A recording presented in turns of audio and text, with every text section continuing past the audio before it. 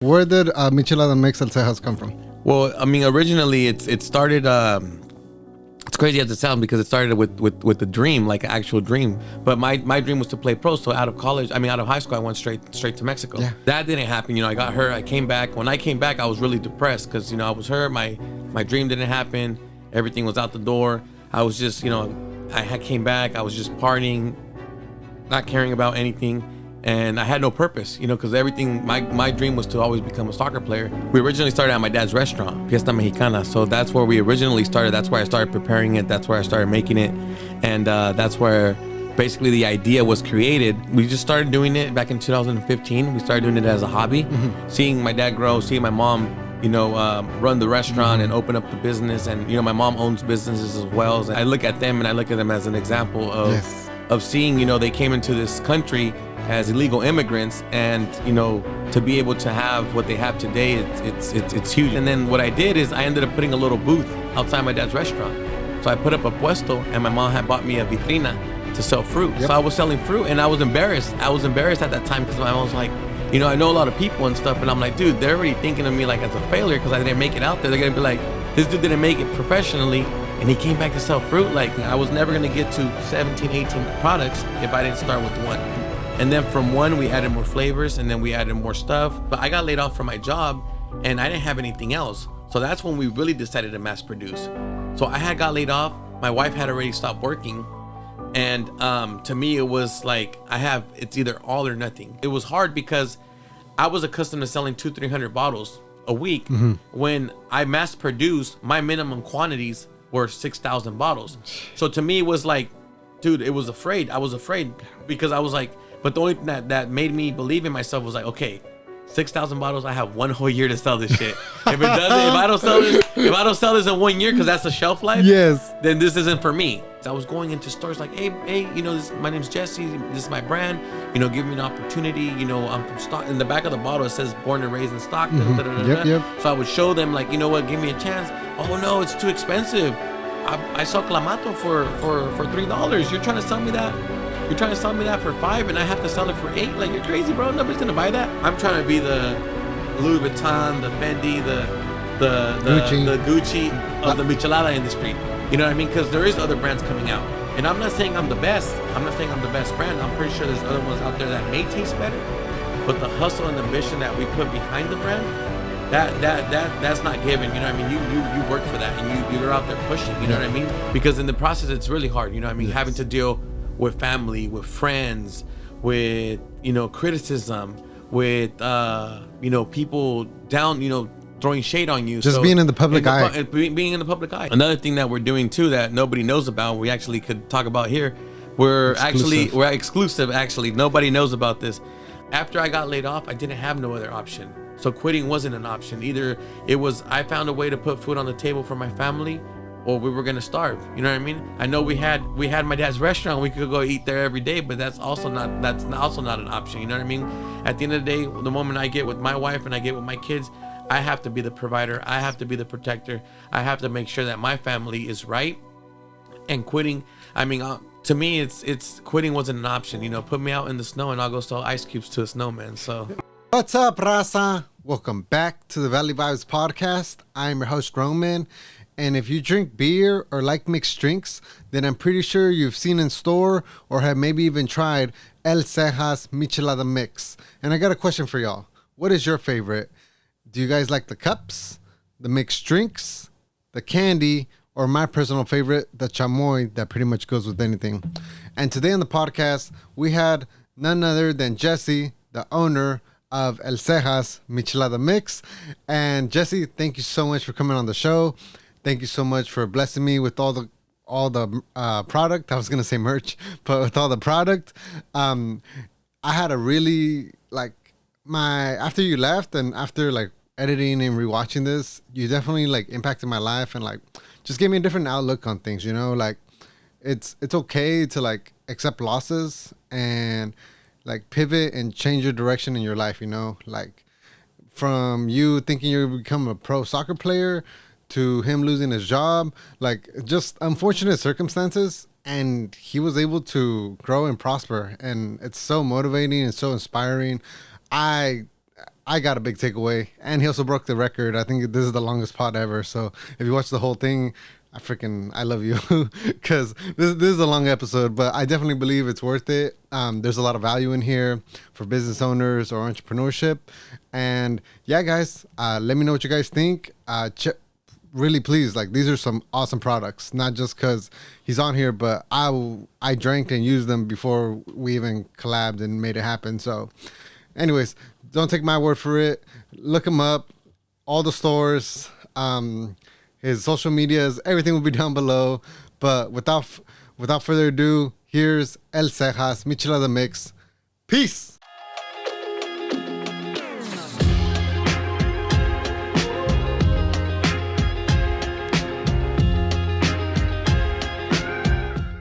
Cheers. Cheers. Happy Friday, man. Happy Friday.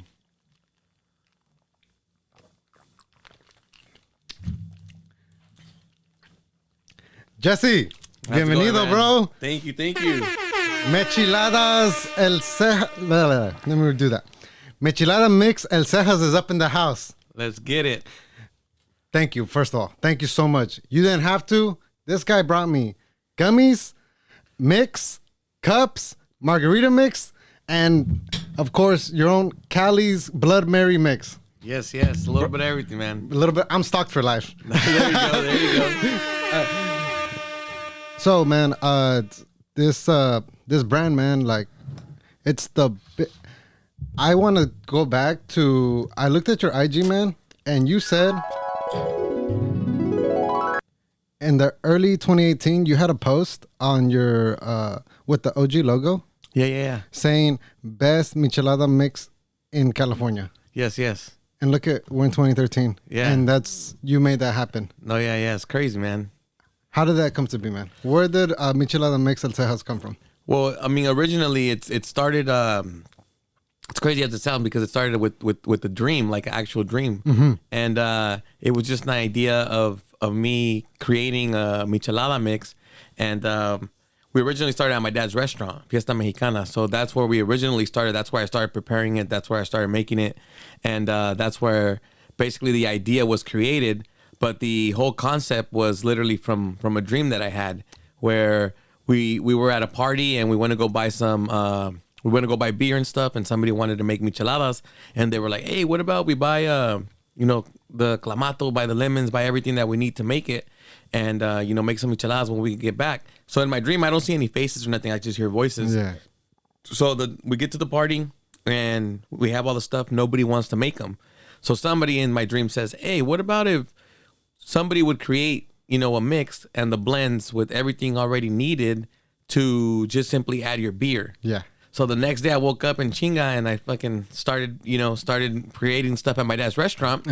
And I just did an organic label, and basically it was a bumper sticker. I put it on there and I started promoting it on my IG, and immediately we started selling bottles, and I was like, wait, we started selling the bottles for $8. I said, wow, this actually may hit. So we just started doing it back in 2015. We started doing it as a hobby, and ever since then, I would every week just go and do them in my dad's big pots of menudo. After he was done brewing the menudo, I would pour everything in there, prepare it, pour it back in the bottles, and label it.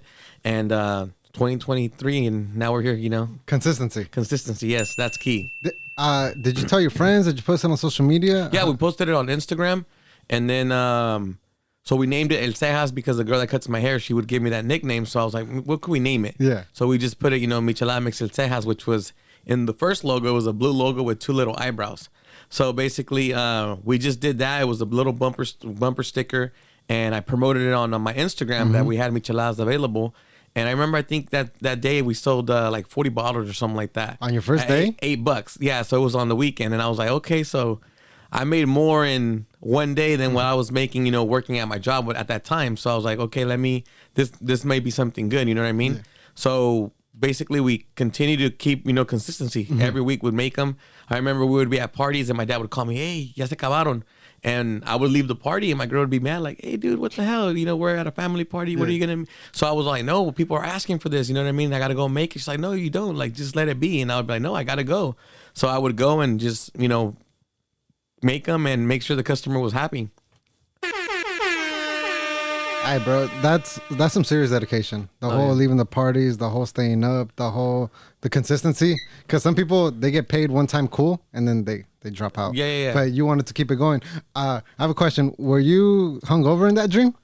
No. Was that what you were thinking of alcohol? I was like, let me. Stop the cap. Right? I don't know who that was, whose voice it was, but I appreciate you, whoever it was. You know what I mean? And take me real quick back to your dad's restaurant. I feel I didn't even know till somebody told me, but Fiesta Mexicana. How long has your dad been there? So since 1992. What? So 31 years. That's amazing, man. Shout out to your Shout father, out to Don Chuy. Don Chuy. And it was just recently his birthday, huh? Yeah. So it was his birthday in February. So not that long ago. Mariscos, huh? Mariscos. So my dad had everything, man. He actually wants to retire already. He's 60. He just turned 65, and I mean he's been there for 30 plus years. So I was actually 2 years old when he opened. So it's I'm 33 now. So it was it's been a long time that he's had it, and that's all he knows. You know what I mean? So business. Yeah, business, and I think that also helped us as the entrepreneur mind of seeing my dad grow, seeing my mom, run the restaurant and open up the business, and my mom owns businesses as well, and she's had she has had multiple businesses, and my dad, he's had the restaurant and stuff, but at the end of the day, I look at them and I look at them as an example of seeing, they came into this country as illegal immigrants, and to be able to have what they have today, it's huge, especially when the pandemic and the crashes that they've had, in 2008 and everything, for him to still have the restaurant and go through everything that he's have gone through, it's really amazing for me to see everything that they've accomplished. And I want to touch on that, and I think it's amazing to see, like you said, my parents came too as illegal immigrants, and for them to come, have their cars, have their business, own their home, like that's it proves to me the American dream is alive and well. Nomás le tienes que echar ganas. Absolutely. If you're driven and hungry enough, you will get what you want to get, but you got to put in that work. No, for sure. And you saying put in that work, I tell people the only way it's gonna work is if you work. Don't expect for it to happen overnight. A lot of the time people want to do something, whatever it is that they're doing, because they see other people are doing it, and it may seem easy because that person made it seem easy, but in the long run, they don't see the work that person put behind what they're doing. You know what I mean? Yes. So it's like I tell people, it's only going to work if you work. I could see you doing something, and I could try to do what you're doing, but then at the end of the day, I don't really know everything that you put into what you're doing to get the results that you had. So you have to work. You have to work, and even when you don't feel like it. Yep. Even when you're sad, when you're not in the best of mood, when it's ugly outside, that's the one thing I've noticed in like working out and even doing this. Like, I'm pretty sure there was a lot of days where you didn't want to do it. Oh no, yeah. And like we were talking a little bit before we started. You're saying you work 6 days a week. Today today you're working. Tomorrow you got to go back to work. You're off on Sunday, but this is something that you're trying to start and something that you started liking. So. You're being consistent with it. Yes. And anybody could be motivated, but once that motivation is gone, that energy you had that you said you were going to do something and it's no longer there, you definitely stop doing it. But if you're consistent and say, hey, you know what, I'm tired, but I have to go do it, you're going to get results. Whether it's 10 days from now, a year from now, a week from now, but you're going to get results. So I feel like that's what's taken us where we're at today was a consistency. That's what that's what separates the small players from the big ones. Yes. The go-getters. That's what I call absolutely. them. Beautiful. I want to ask you too, if I were to tell like your family members or your high school friends, like when you were in the 15 era, would they believe that you would have made this? Like, were you always as like the entrepreneurial kid? No, absolutely not. It's funny you say that because not that long ago, one of my soccer coaches, they used to call me Chapulín, playing soccer. Chapulín. So yeah, ¿Qué significa Chapulín? Chapulín is a grasshopper. Oh, I was just inquieto, and I was a badass. You know what I mean? I was a class clown. I was just even teachers to this day. I have principals that have reached out to me for crap beads. I have what's it called? Managers at positions where they were my managers at one point that have reached out to me. There's teachers that I see today that consume my products and stuff that can't believe what I've built, knowing who I was at the age of 15. So to them, it's like even my soccer coach, you know, they tell me like, man, Chapulín, mira lo que has hecho, you know, like, you know, look at what you've done. Like, you know, who would have thought, you know, this badass kid that, you know, was always, this travieso that was always just, you know, never taking nothing serious. You know what I mean? Has built something that is in multiple stores. You know what I mean? It's huge, and it's true because at the end of the day, it's like I felt like that people person. I've always had it in me, and I feel like a lot of people could have that in themselves. But I feel like at the end of the day, if you don't utilize it to your advantage, then it's pointless. You know what I mean? So I just felt like when I did this, I felt like I had the mindset to do it. But yeah, a lot of people can't believe that it's me that is doing it. Going back 10 years from now and looking at the person who I was and, you know, that kid that I was, they can't believe like, damn, Mr. Mocoso, that person is the one who actually is managing this business. You know what I mean? So it's crazy because like teachers and everything, it's like they can't believe like, damn, it's you, bro. You used to be at the principal's office all the time. You used to be at, you know, the after school program having to do something because you were being bad or whatever. And it's actually us. So it's crazy because I feel like at the end of the day, everything that you've done in the past, whether it's good or bad, whether it was funny or sad, whatever it is in the past has gotten you to where you're at today. 100%. So I feel like it's just the way that you utilize it. You know what I mean? Big facts. Yeah.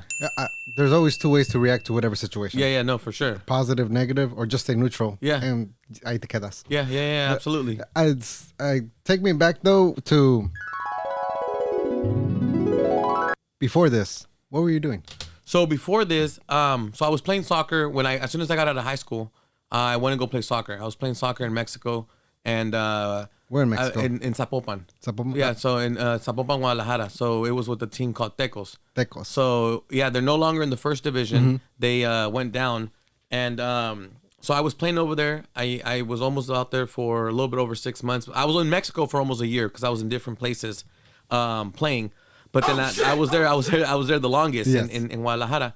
And after, Guadalajara, that was also a big thing. Micheladas and everything was a big deal about over there too. Yes. So we would go drink them over there and stuff. So when I came back, the idea of making it was from the dream. But when I came back, I had told my dad about him. But the idea of making them, bottling them up and everything and actually selling them, that's what, I got from the dream. But I was playing soccer over there, and then I got hurt, came back. My soccer career, I got surgery on my knee. The soccer career was over. What position were you playing? Forward. Yeah. So I before that I was playing competitive and here locally and stuff. Yeah. And we actually had gotten offers to go to college, scholarships and stuff.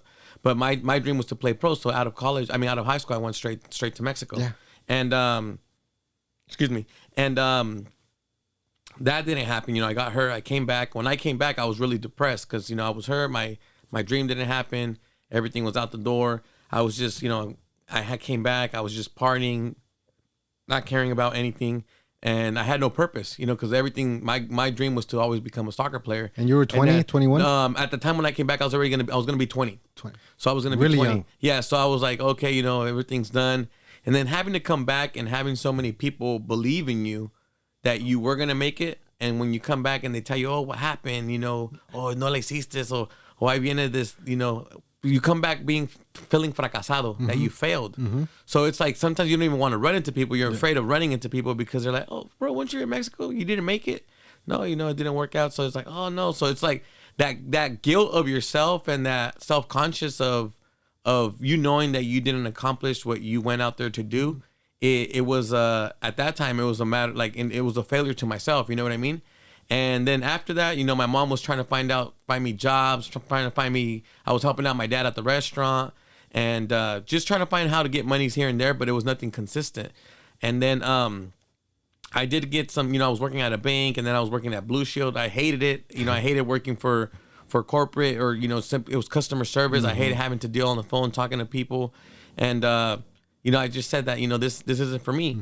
So I didn't like it. And then what I did is I ended up putting a little booth outside my dad's restaurant. So I put up a puesto and my mom had bought me a vitrina to sell fruit.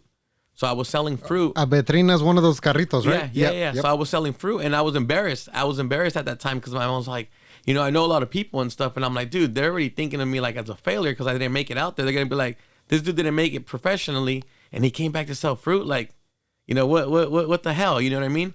But no, I'm really grateful for that because out of all that, this came to that. You know, I put up a booth and I started selling fruit and stuff. I started selling fruit, and then I started selling micheladas, virgin ones with ceviche on top. Mm-hmm. So we started selling that, and then it's just, next thing you know, it started popping. I would have lines, crazy lines of people just waiting for it to be the weekend to want to buy our products. And that's kind of how it got created. After that, we ended up bottling the bottles and then coming out with the cups. So one thing led to the other. Yeah. You know, failure led to where we're at today, and then, you know, the success of growing. So it's just crazy how everything actually got put together. That's so beautiful, and good for you for not being a victim of your circumstance. Do you think that's why a lot of people don't try things? The fear of failure, or like coming back to like, hey, I started this, but I didn't. I feel like that's why a lot of people don't. Oh no, absolutely. I believe failure will paralyze you. Failure will paralyze you to the point where it will put you in positions that you won't try what you want to do, mm-hmm. just because you're afraid of failing. But it's like, if you don't fail, you will never know if you're going to succeed, because at the end of the day, it's like, I was fortunate that we did this and it was successful. Mm-hmm. But now that we know that this was successful, right today, I have other ideas and other plans that we're brainstorming and stuff that we're coming out with. But if it wasn't because we started with one thing, we have about 18 different products. And doesn't mean that all of the 18 products, luckily all of them have been successful, but it doesn't mean that it's always going to be that case. You know what I mean? But it doesn't mean that if this wasn't successful, doesn't mean that this is not going to be successful. See, when I originally came out with the cups, my wife, she's not a drinker. She had told me, like, dude, nobody's going to drink those cups. Like, why would somebody want to pay freaking almost $2 for freaking... You sound crazy at first, huh? For a foam cup. That's stupid. And I'm like, babe, but you don't drink. People are going to drink it. Like, watch, I already know people are going to buy it. She's like, dude, that's hella dumb. Like, nobody's going to buy that. Mm-hmm. And, you know, today we've sold thousands of cups. You know what I mean? Yes. And it's like, it's so convenient because it's like, you're at the liquor store, I'm going to pour my beer and I'm going to get it going. But another thing is that she's not a drinker. She's extremely supportive, but she also looks at, you know, we were talking about that today. We were actually having lunch and we were talking about it. She's all like, you know, it's so good that we are two different minds and two different people, where you could bring something, an idea to the table, and even though I may not agree with it, I'm going to support you, and then now we become one, and then we execute and we make it happen. So I feel like I give her a lot of credit. You know, I look at her as the backbone of the business, and to me, it's like, one person could be successful and one person could do a lot of things, but as a team, you know, we win championships. And I look at her as our backbone of the business, because I'm out there selling. I could be the face of the business. I'm out there selling. I'm out there convincing, but she's out there in the back, you know, making sure she's holding it down. She's holding down the family. She's holding down the business.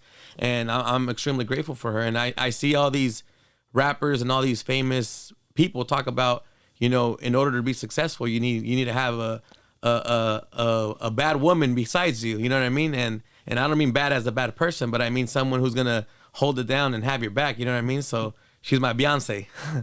So that's beautiful, bro. I love that. The power couple. No, exactly, bro. And you need that. Because I think a partner either elevates you or brings you down. There's no in between. Your significant other is either gonna bring you up or bring you down. Absolutely. And for those, I just want to really point out, if you guys actually want to see I Googled Michelada Mixels Cejas on YouTube, and there's actually a guy does a food review, and he actually shows you on the stand with like you put like the little lid upside down and you fill it with mariscos. I think that guy, his name's Johnny. He started his YouTube channel. He went over there and he's literally making it. Yeah. And it's because you don't do it no more. No. But we're actually, you know, for all of our viewers out there and listeners, we're actually planning on bringing it back. We've had a lot of people to this day reach out to us. Uh-huh. So we've been really busy with this, but it's something that now that we have this a little bit more established, which I was saying earlier, we're able to now explore and do other things. And I look at it as, you know, if it doesn't work, you know, we'll go on and do something else. But if it does, then, you know, we have another business that potentially could, do other things for us. So it's something that we plan on bringing that back. We plan on doing a lot of other stuff. Another thing that we're doing too that nobody knows about, we actually could talk about here. We're exclusive. Actually, nobody knows about this.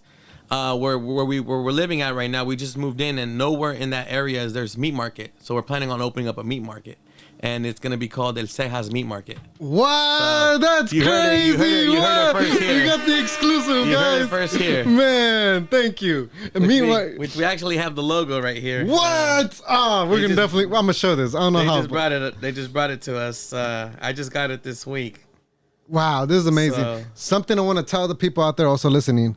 Go ahead. Is whatever you want to do, just start it. Even if you fail, even if you lose money, even if like it doesn't work out, what if it does? And by that I mean this is on the bigger scale. You guys see all these products right here. This is on the bigger scale. He started off with just the cup, right? Yeah, with the cup. Started off with the cup, now expanded. This is like next level. You guys. If you guys are new or you guys are old, I started with my brother, one episode. This is episode 21. Yep. And even if this all goes south tomorrow, at least I got to talk to 21 different people. Yeah. And that's something nobody can ever take away from me. And whatever you start, your experiences, your wins, your losses, that's something nobody can ever take away from you. So whatever you guys want to do, just start, man. You don't know who you're going to meet, what you're going to do, and the relationships, the Absolutely. stuff, everything. And not just that, you just made a really good point. The relationships. Sometimes relationships could get you into places that money cannot. I got into Food for Less, and I had tried to talk to a lot of people. I went in there personally telling them, hey, you know what, this is my brand. I got ignored. We sent emails, they never responded. We made phone calls, never responded. But then I ran into somebody who was a family friend, and they knew the right person to talk to. And I'm talking about, I talked to them today. Yes. And by today's Friday, and by Monday, they were placing an order. You know what I mean? So sometimes it's not what you know, is who you know. And that could get you into, that could definitely open doors that you can't open. And that just proves my point even more. It's not, I've seen it too. It's not about the money. It's something about the connection. Yes, absolutely. So shake hands, get out there, present yourself in a good light, and you don't know what opportunities will come, and offer value. Absolutely. You got to offer value too. Nobody likes just a take a relationship. You got to give something back for them to give. That's how the world works. I believe there's no such things as friendships without any value. Absolutely. And I mean, one of the laws of success is do more than what you get paid for. You know what I mean? So sometimes, like you said, it's not about take. Sometimes you have to give. Yeah. And eventually that giving is going to, the crop's going to come back. Yes. You know what I mean? Yeah. So God rewards the man that plants a seed and waters the crops. Absolutely. So check this out, the logo. Oh shit. This is crazy, guys. Yeah, I got to show them. I got to show them real quick. This is has the little cow. I don't know if you can see it. No, you're gonna have to set it. Boom. That's sick. There you go. So yes, coming soon. And this is another. I mean, I don't know nothing about meat. Mm-hmm. I don't know nothing about what it is to run a carniceria. I know what it is to run a business, and I've seen what it is to run an establishment from my dad. So this business is 100% different from my dad's. But the carniceria, obviously, it requires more time. It requires more of you being there. Mm-hmm. But fortunate I believe if you have a system. I told my dad, so my dad's very old school. My dad's been having his business for 30 plus years. If my dad can't be there, the restaurant could be ran, but it's not being ran as he wants to, because he's very old school and he has his way of running it. Yes. So even when he wants to go on vacation and stuff, I remember I used to watch over it. Then now it's my sisters who watch over it. Now he just decides to sometimes just close and just go do what he has to do. But I believe if he had a proper system, I look at McDonald's, look at Burger King. Perfect. You have multi-billion-dollar companies being ran by 15, 16-year-olds. Why? Because they have a system. And if you read what system means, a system basically represents save yourself time, energy, and money. So that's what system stands for. So if you don't have a system and you're not saving your time, energy, and money, then you're really not running a business. Mm-hmm. Because if I could be in Dubai, if I could be in China, if I could be in Mexico, and my business is running and I'm making money while I'm sleeping, then that's when you're making real money. You know, so I feel like if we have a system and you have the right marketing, you have the right structure, there is no reason why you could, any business could be running. You know what I mean? So I just feel like I don't know nothing about meats. I don't know nothing about, you know, what it is to run a carniceria, but I have the knowledge of what I think is needed. And if I don't know, that's why you ask questions. That's why you build relationships. That's why you ask people who do know. And you're able to get positioned in the position that you want to be because you're marketing and you're building relationships and you're talking to the right people. So I love that. I love that. Whenever I walk into the room, I try to feel like I'm the dumbest one because I'm curious and I want to keep asking. That's another reason why I started this podcast. Was I'm fascinated by the marketing, the building the brand, the networking, the sale, like all that. And I love how you carry yourself in this, going into this new industry, which is the meat side of things. You don't know nothing. I love, you're going to be successful because you're already in the right mindset. It's all on my, because if you go in there thinking this was a cake, no, this wasn't cake, but I got this, so I'm going to get that. I don't think that's the right way to approach things. No, for sure. And I mean, at the end of the day, it's like, what's the worst thing that could happen? You know what I mean? Yes. That it didn't work? Yes. You know what I mean? And at the end of the day, it's what if it does? What about right now? It's just at Cejas meat market. Next thing you know, it's at Cejas meat markets. Because, you know, now we have 10. Now we have 20. But it's just like, I'm never going to get to 20 or 10 or 15 if I don't start with one. Yes. Same thing. I was never going to get to 17, 18 products if I didn't start with one. And then from one, we added more flavors. And then we added more stuff. We added gummies. I said, okay, you know, I have the mom and dad going to the stores buying beer and buying their cups. Why not put the candies next to the same products? So when this same mom and dad are picking up the items, you have the little kids that always want to buy something, be like, Mom, buy me these. And next thing you know, now my candies, it's crazy. I'm Michelada Mixels Cejas, but my gummies outsell all of the micheladas and the gummies and the micheladas and the cups. Yes. So my number one product right now is the gummies. Wow. But our brand name is Micheladas. Yes. So it's crazy because that is for adults. That's for seniors. That's for anybody. Anybody. And this is just, okay, we buy a cup. I'm drinking my cup. You're drinking your cup. I'm not sharing it with you. You know what I mean? We're drinking. It's an individual serving. The gummies, you order it. You can share it with this one. You can share it with that one. So now we're hitting a different market. Yes. You know what I mean? So I just feel like one thing started with the other. And like you said earlier, you just have to start. And that's what I could just, you know, tell people. If you're out there, if you guys are watching this and, you know, you're looking into starting a business, whether it's, you know, selling a product or cutting hair or being a DJ, or starting a podcast, whatever is it that you guys are planning on doing, just start. Yes. Just start and don't think about it. Don't think about it because you don't know what it could lead you to, you know? So I just feel like it's taking that leap. Jump off the boat and get you swimming. Beautiful. That's beautiful. Tell me, what's one thing that you learned at working at your dad's restaurant that you took into building this? That the customer's always right. Really? So me at the restaurant, my dad, he would pay me, but he wouldn't pay me an amount where it's like, you know what I mean? I was a teenager, you know, he wasn't paying me a regular pay. Yeah. But so my money was made off the tips. And also you're his son. So yeah, exactly. You know what I mean? Yeah. So most of my money was made off the tips. Yeah. So the better I treated the customer, the more money I was going to make. So, you know, I remember being in high school, you know, being 14, 15, 16 years old during high school. And, you know, I always had money in my pockets because, you know, I would work at my dad's restaurant and I would always make sure I was with the, you know, teaching these customers right. Yes, the customer's always right. And I think that at the end of the day, till this day, you know what I mean? There's a lot of stuff that we've done with our business where sometimes we ship out products, you know, sometimes it gets damaged. Sometimes it gets, you know, something happens. You know, we send out gummies, we send out a bottle if it breaks or something. Defects. You know, they send us a message, you know, thank you for contacting us. You know, you guys are honestly, we appreciate your guys' business. You know, we apologize for the damaged product. We would like to send you guys a package. You know, we could send you the tracking.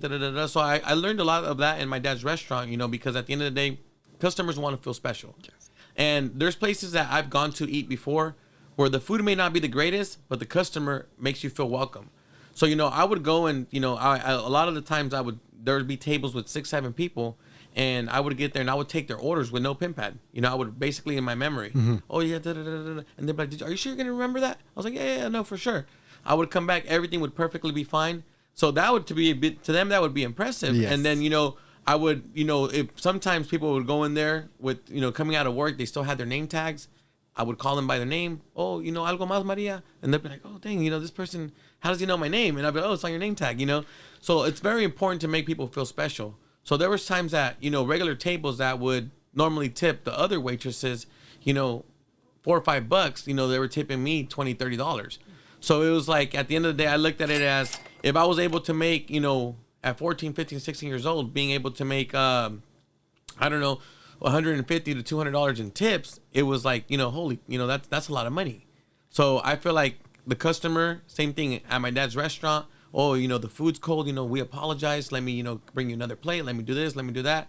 I feel like at the end of the day, the customer is the most important thing, because there is no way of me having food on my table if I'm not making sure that that person is being taken care of, whether it's with my product or my service. So if I have them, if they're satisfied, then I will be satisfied. So I think that's basically the customer is the most important thing, because without them, we're nothing. We don't have no business. We don't have no listeners. Exactly. We don't have no clients. No. Exactly. We don't. No businesses exist. In your case, your customers are your listeners. And if you don't have no listeners, if you don't have any views, if you don't have no content, then how could you provide a service when you don't have an audience? So it's like you start from somewhere, but you're making sure that you're trying to do your best on your end to get the listener to listen to what you want them to listen. You know what I mean? So I feel like that the main thing is the customer. And overall, the experience.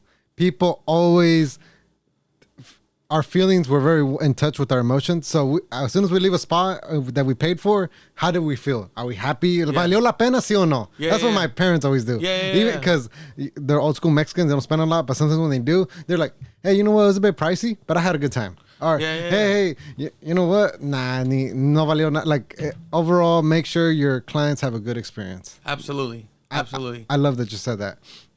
I'm actually going to go way back to the beginning because I forgot to ask you this question. This is not the OG logo. The OG one looked like the Clamato with the smiley face. Correct. Why the swap? So my wife, she's originally from Sinaloa. Where are you from? We're from so well, we're both originally from here, but our family, her parents are from Sinaloa, from Los Mochis, the roots, and my family's from Michoacan. Shout out to Michoacan. Let's go. And my Sinaloa people, they be hating the Michoacan people, but we love it. We love it. Yes. So it's funny because all of my wife's family, they're all married with Sinaloa people. Really? So I'm the only one that came I'm born here, but that came from Michoacan. So I always give them shit. I always tell them, like, you guys, honestly, you guys were just like some random family until I came into the family. Like I came to make your guys' family great. Like, hey, te la robaste, bro. Yeah. I was like, before I came into the family, you guys were just like, like nobodies. Now you guys got the Michoacano here. Now you guys are somebody, and they just they always give me shit. But it's all love. Cuidado. Damn, seriously. They're gonna send me el tío or something, huh? Las tías, bro. Las tías. Nah, those ladies is dangerous right there in that family. Shout out to las tías, though. Hey, shout out to my tías out there. Yep. But back to the logo. So we as you're growing in business, you try to elevate. So I felt like, that one was something that we started with. It was cool. It was, at that moment, it was funny. It was authentic. So I said, we never thought it was going to my goal was to eventually grow where we're at today. That's what I envisioned. And I don't say it happened overnight because, you're talking about 2015. That's almost 10 years. But at that moment, it was just something that was quick. Yes. It was something that we came out with, something that we thought was funny. And, okay, it is what it is. And it worked. It performed. But then afterwards, we switched it to El Cejas, which was just the red letters. And then afterwards, when my wife went to Sinaloa, she met this graphic design guy, and she liked, they did a logo for her dad. Her dad was they came out. He had came out with a taqueria, Tacos El Nejo. So when he came out with that, it was like a little emoji of him holding a knife and stuff. And I thought it was pretty unique. It looked pretty clever. It was very catchy. So she's all like, dude, why won't we I'm gonna let him know. Why don't we do something similar? Like, of you, holding 2 micheladas or whatever. I said, yeah, we'll switch the whole concept. I said, yeah, why not? Let's do it. You know what I mean? I think it would be pretty funny. So then we ended up doing it with the white. I wanted really catchy colors, and I think the black, the white, and the red looks, pretty badass. It does. So then afterwards, we elevated it. We switched it over. He played with it, He did some with the eyebrows up, with the eyebrows down, with no smile, with the hat, with the smile, with the no micheladas. So it was like almost a year of just going back and forth, and until we decided, okay, this is the one. You know what I mean? We decided to go with this one. We got it trademarked, patent, registered, all that stuff, and we're here now, and this is the official logo. And now you just seen the meat market. We use this now. This is a lot of people see this and they remember it. They act to it. The crazy part now is that before people would notice me or say, hey, you're the Cejas guy or whatever when I was wearing my stuff. Yes. Now I ran into people when I'm wearing just nothing that has to do with the business. People recognize me, and I think it also means because the business has been growing, and I do a lot of videos on social media where it's me talking or me trying to do certain content. That's where I feel like, okay, when the people start recognizing you and there's no reason for you to give them recognition of who you are, then I feel like, okay, then you're doing something right. You know what I mean? So I feel like at the end of the day, we've grown tremendously.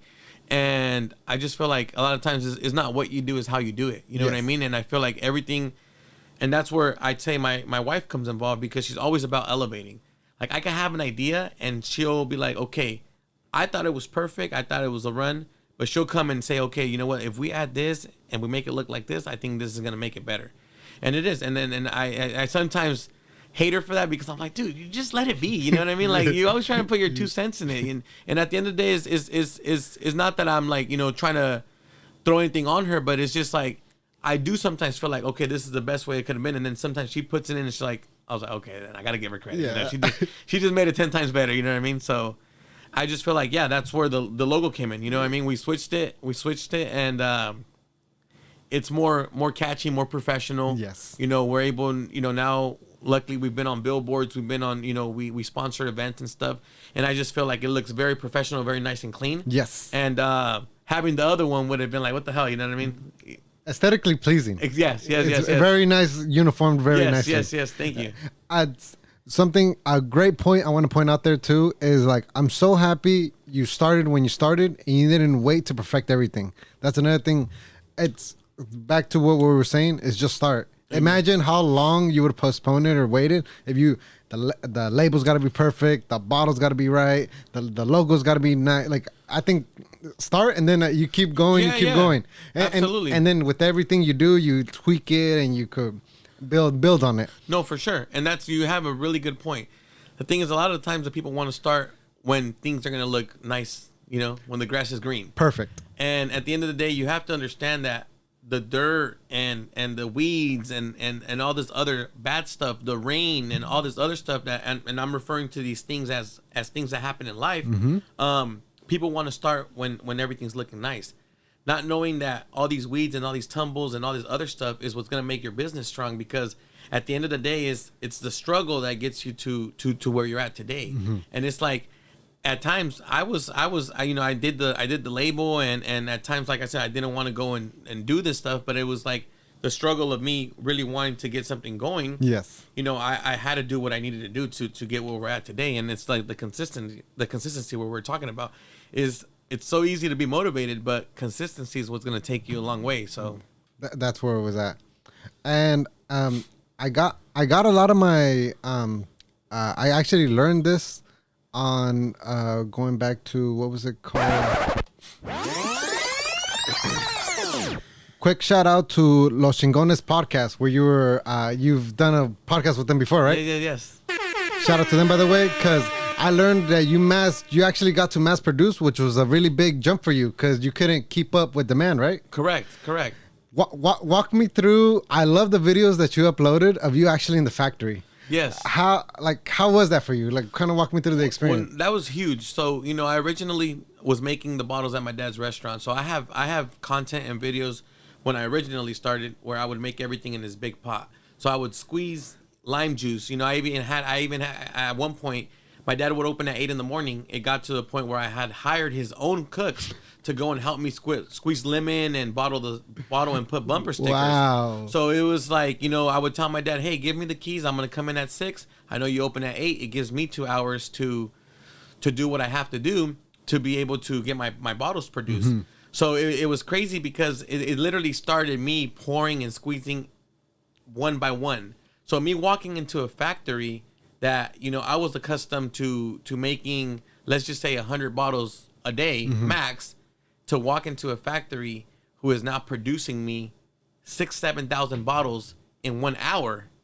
In an hour? In 1 hour. Shit. It was like, holy shit. You know what I mean? Yes. It was like, and I have videos of this machine where it's going in circles and it's filling up, 50 to 60 bottles at one time. Like that. So what it took me, 2-3 hours to do, this machine is making 100 times, times 1,000, a lot more what I was doing. So mm-hmm. when I walked in there, it's unbelievable to walk into a facility and see something an idea that you thought about, really happened. Yes. And the only thing the thing about mass producing was that when I originally came out with that bottle, the one with the clamato looking mm-hmm. and the cejas, yes, I was using real fresh lime juice. I was using real natural ingredients. In order for me to take this business to the next level, we had to mass produce. But as you mass produce, certain ingredients have to change. Mm. So the flavor of what your bottle is today is not going to taste the same as what you originally gave to the people. Is that because the chemicals needed for shelf life? Exactly. So see, that bottle right now has a 1-year shelf life. Mm. So if you don't open it, it could sit on the shelf for 1 year. After opening it, you refrigerate it, and it'll still last you, a few months in the refrigerator. Mm-hmm. But when I was doing the other bottle, I remember it had to be refrigerated 24/7. Oh. And if it wasn't, it would go bad because I was using fresh lime juice. Yes, there was times where I would have a bottle, and if I didn't refrigerate it immediately, that same bottle would blow up. Like the same acid of the lemon would make that bottle, expand. Yes. And then when you would open it, it would sound like a soda go. Yes. And it would taste bubbly. Because now it wasn't that it was bad, but the same acidic of the lemon would give it that weird flavor. Mm-hmm. So a lot of the times is when I first started, it was a little bit hard in the beginning because all the people who were buying, I was selling 100, 200 bottles weekly. When they tasted the new one, they're like, oh man, it doesn't taste the same, bro. Like, fuck, just go back to the other bottle. Like, we'll pay more for it. At that time, I was selling it for $8. Bro, we'll pay $15. Just come back with the other one, bro. Like, come back with the real original one. And I was like, bro, I can't. That's me competing with myself. Like, if I want to take it to the next level and I want to grow and I want to be in Food for Less and I want to be in Save Mart, if I want to be in Grocery Outlet, if I want to be in all these locations, mm-hmm. this is the way for me to go. Like, yeah. I understand that you guys were accustomed to what I was doing, but I can't. If I want to grow, I have to go this route. So there is still people to this day that were my number one supporters, and they still support me as a person and as a business, but there's still people that tell me, like, to this day, bro, you should still come out with the original one. And I'm like, I could, but that would be competing with myself. Yes. And at the end of the day, it wouldn't put me in the place that I am today if I wouldn't have took that route. There's a lot of other companies coming out today, and they started how I started. Making it at home, making sure that it's always cold.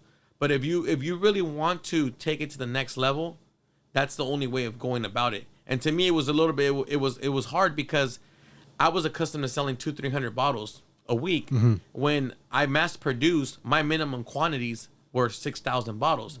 So to me, it was like, dude, I was afraid because I was like, but the only thing that made me believe in myself was like, okay, 6,000 bottles, I have 1 whole year to sell this shit. If I don't sell this in 1 year, because that's the shelf life, yes, then this isn't for me. So it's crazy because when I mass produced my first my first batch. Yes. I remember I didn't even have money to pay for it.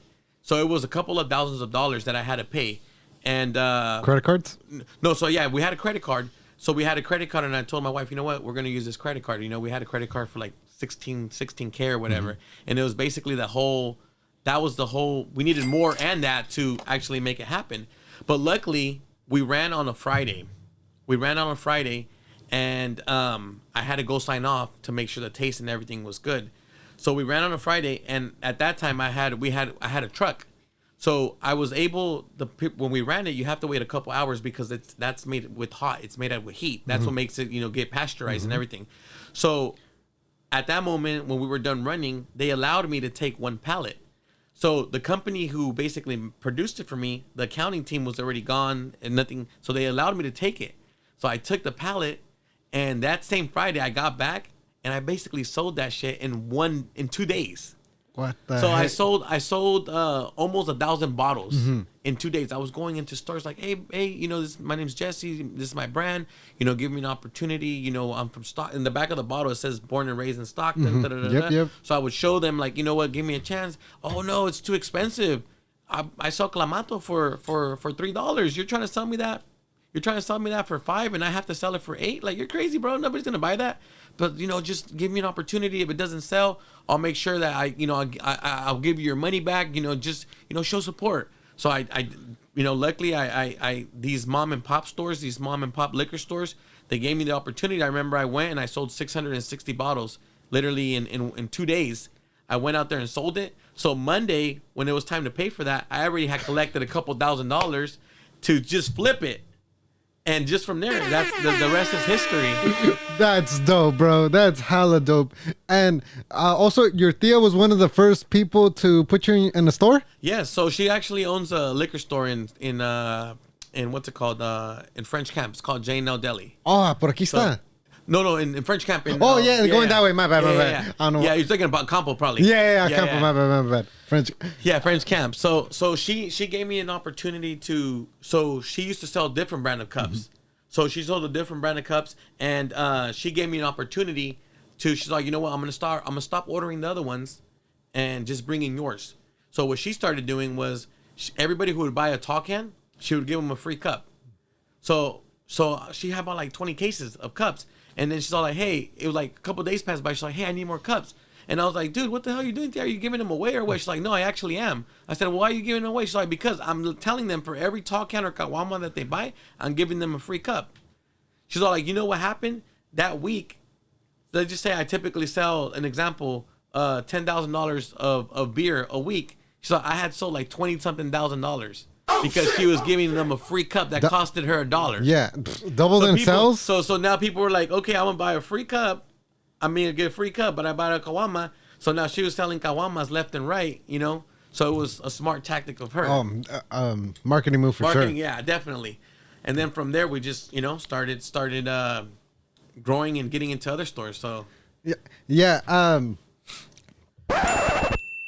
I actually want to bring something up, man, because before your business blew up, or even I knew about it, there used to be a brand of cups that I used to drink a lot, and it was one that had a lizard, but I don't see them no more, man. Oh, man, I don't know. Don't blame me.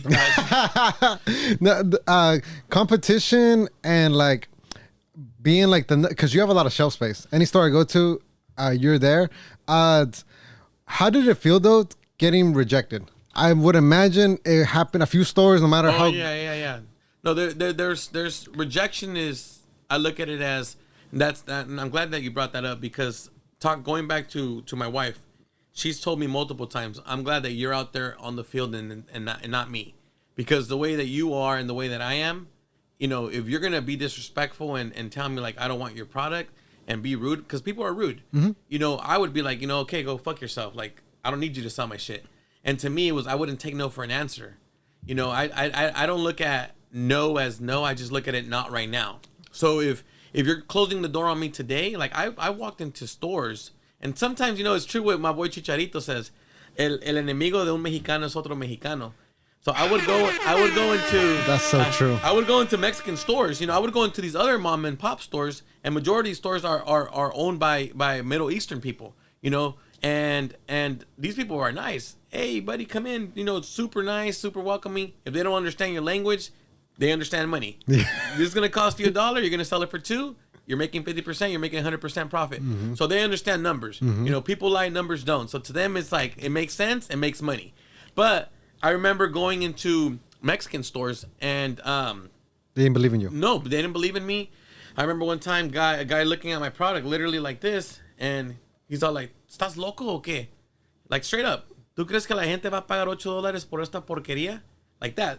Por esta What porquería. the- Like, you know, like just literally humiliating. There's one thing being rude, but Yeah. now you're being humiliated. Yeah, there's one thing to decline. There's another thing to put you down. Exactly. And that's exactly what he would do. You know, that not just him, but in general. So, you know, I would tell him, like, you know what, and that day, I remember this day like it was yesterday. I was actually with my brother-in-law.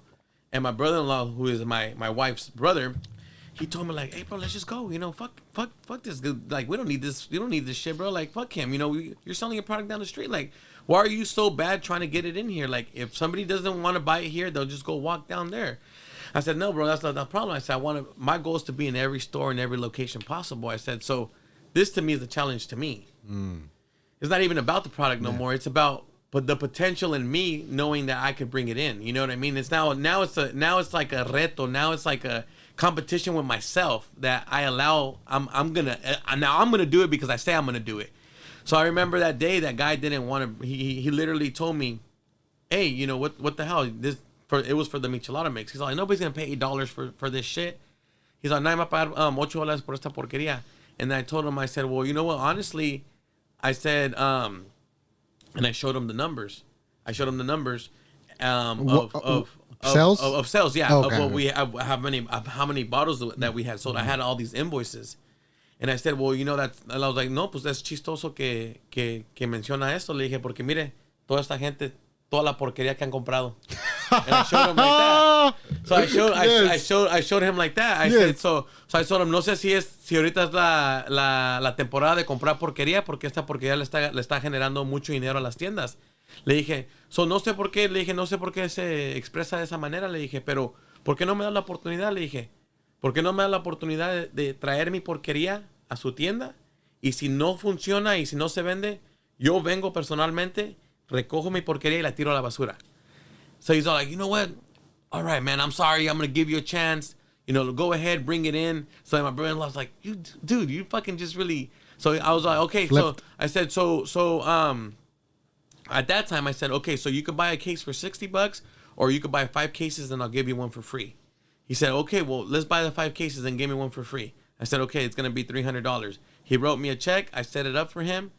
7 days later, he calls me, hey, I need 12 cases more. So then I told my brother-in-law when he called me, he's like, dude, that's fucking crazy, bro. Like, you literally... So I had told my wife that what had happened and stuff, and she's all like, I would have literally just walked out. Yeah. Until this day, that store is one of that store that closed the door on me ended up being sold to somebody else, and that store to this day is one of the top-selling stores in the mom and pops. So it's like a lot of times it just depends how you take things. Yes. You know what I mean? I could have easily walked away. I could have easily said, you know what, yeah, fuck this guy. You know, he's being disrespectful. He's being rude. But at that point, to me, it was more about, okay, now this is a challenge to myself. Yes.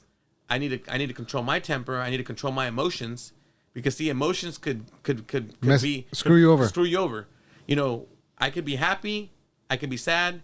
And the fact that I'm happy could lead me to do something, you know, that's going to be beneficial. The fact that I'm sad could lead me to be, you know, depressed and be all sad about it and say, you know what, this isn't going to work. So it's just really how you take things in life that will definitely take you where you want to be. But no, I mean, I've been rejected, especially with when I came out, there was that other brand of cups. Mm-hmm. You know, everybody carried that brand, and they were actually cheaper than I was.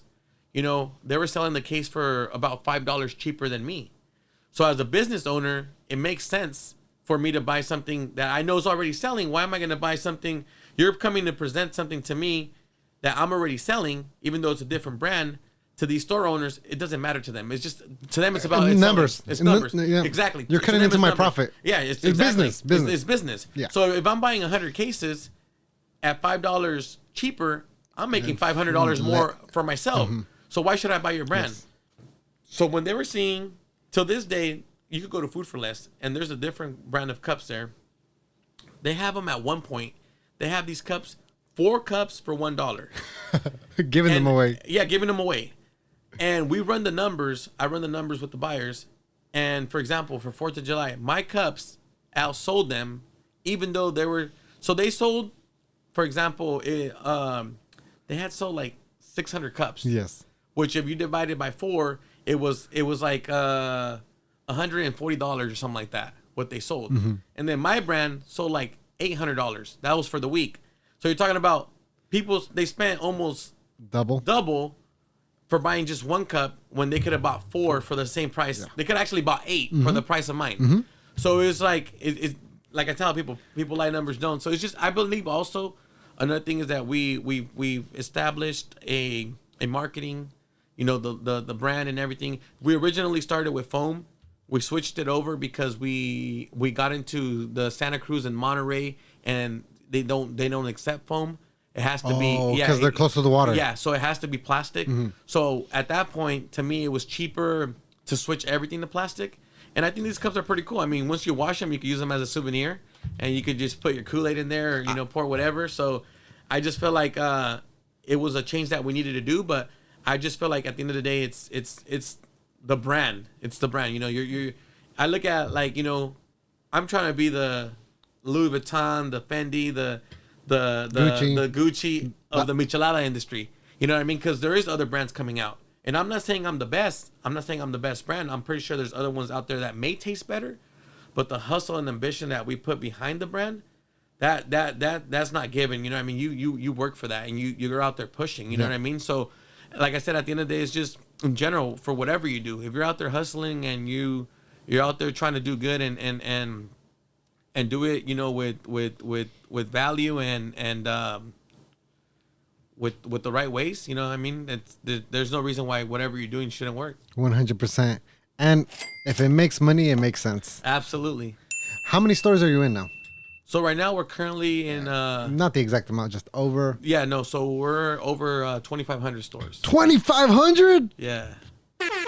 Wow, man. That's stores. Congratulations, bro. Good for you, man. And I seen you have a big... how do I say this? It's not a storefront, but and at the Stockton arena. At the Stockton Arena, yeah. We're the official sponsors of the arena. Oh, wow. So we have that whole booth is gonna be there for 3 years. So amazing. This is our second year, and I love the saying. Yeah, save water, drink micheladas. Yes. So yeah. So I mean, I'm doing my part. There you go. So yeah, we're the official sponsors for the Stockton Arena. We're the official sponsors for the Stockton Ballpark for the Ports. Wow. We're the official sponsors for the Chick-Chansey Park in Fresno, which is where the Grizzlies play. So they play against the Stockton Ports. And then right now also we are currently on the works of, it's basically a done deal to get our products into the Golden One Center with the Kings. So are you a Kings fan?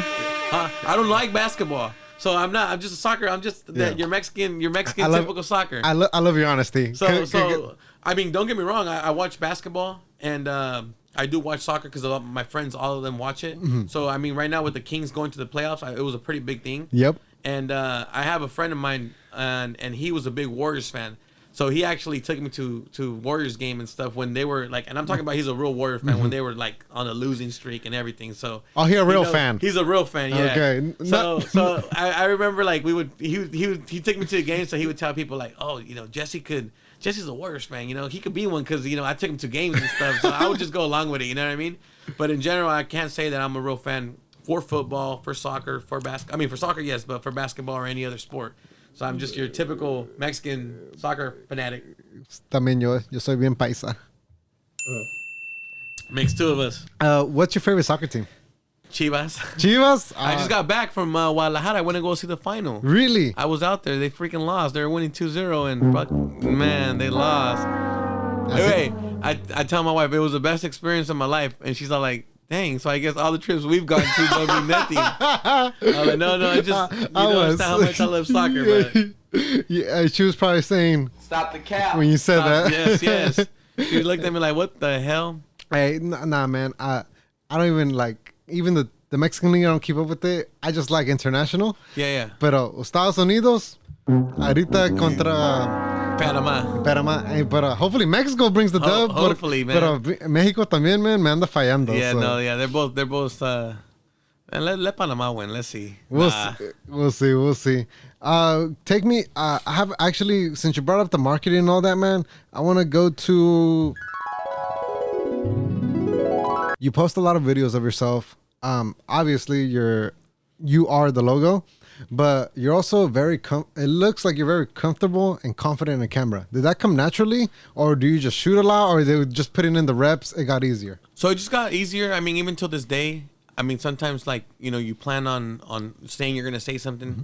And then sometimes you're like, you go back and say, okay, I didn't say it. Let's just do it again. Mm-hmm. But I feel like with timing, that's another thing too, is that I feel like I did a lot of stuff where I would present and be in front of a lot of people and see a lot of in your old jobs. Yeah. So a lot of that is it caused fear in people. Mm-hmm. Like I remember growing up, I used to, I had a friend who would tell me like, bro, he went to Delta.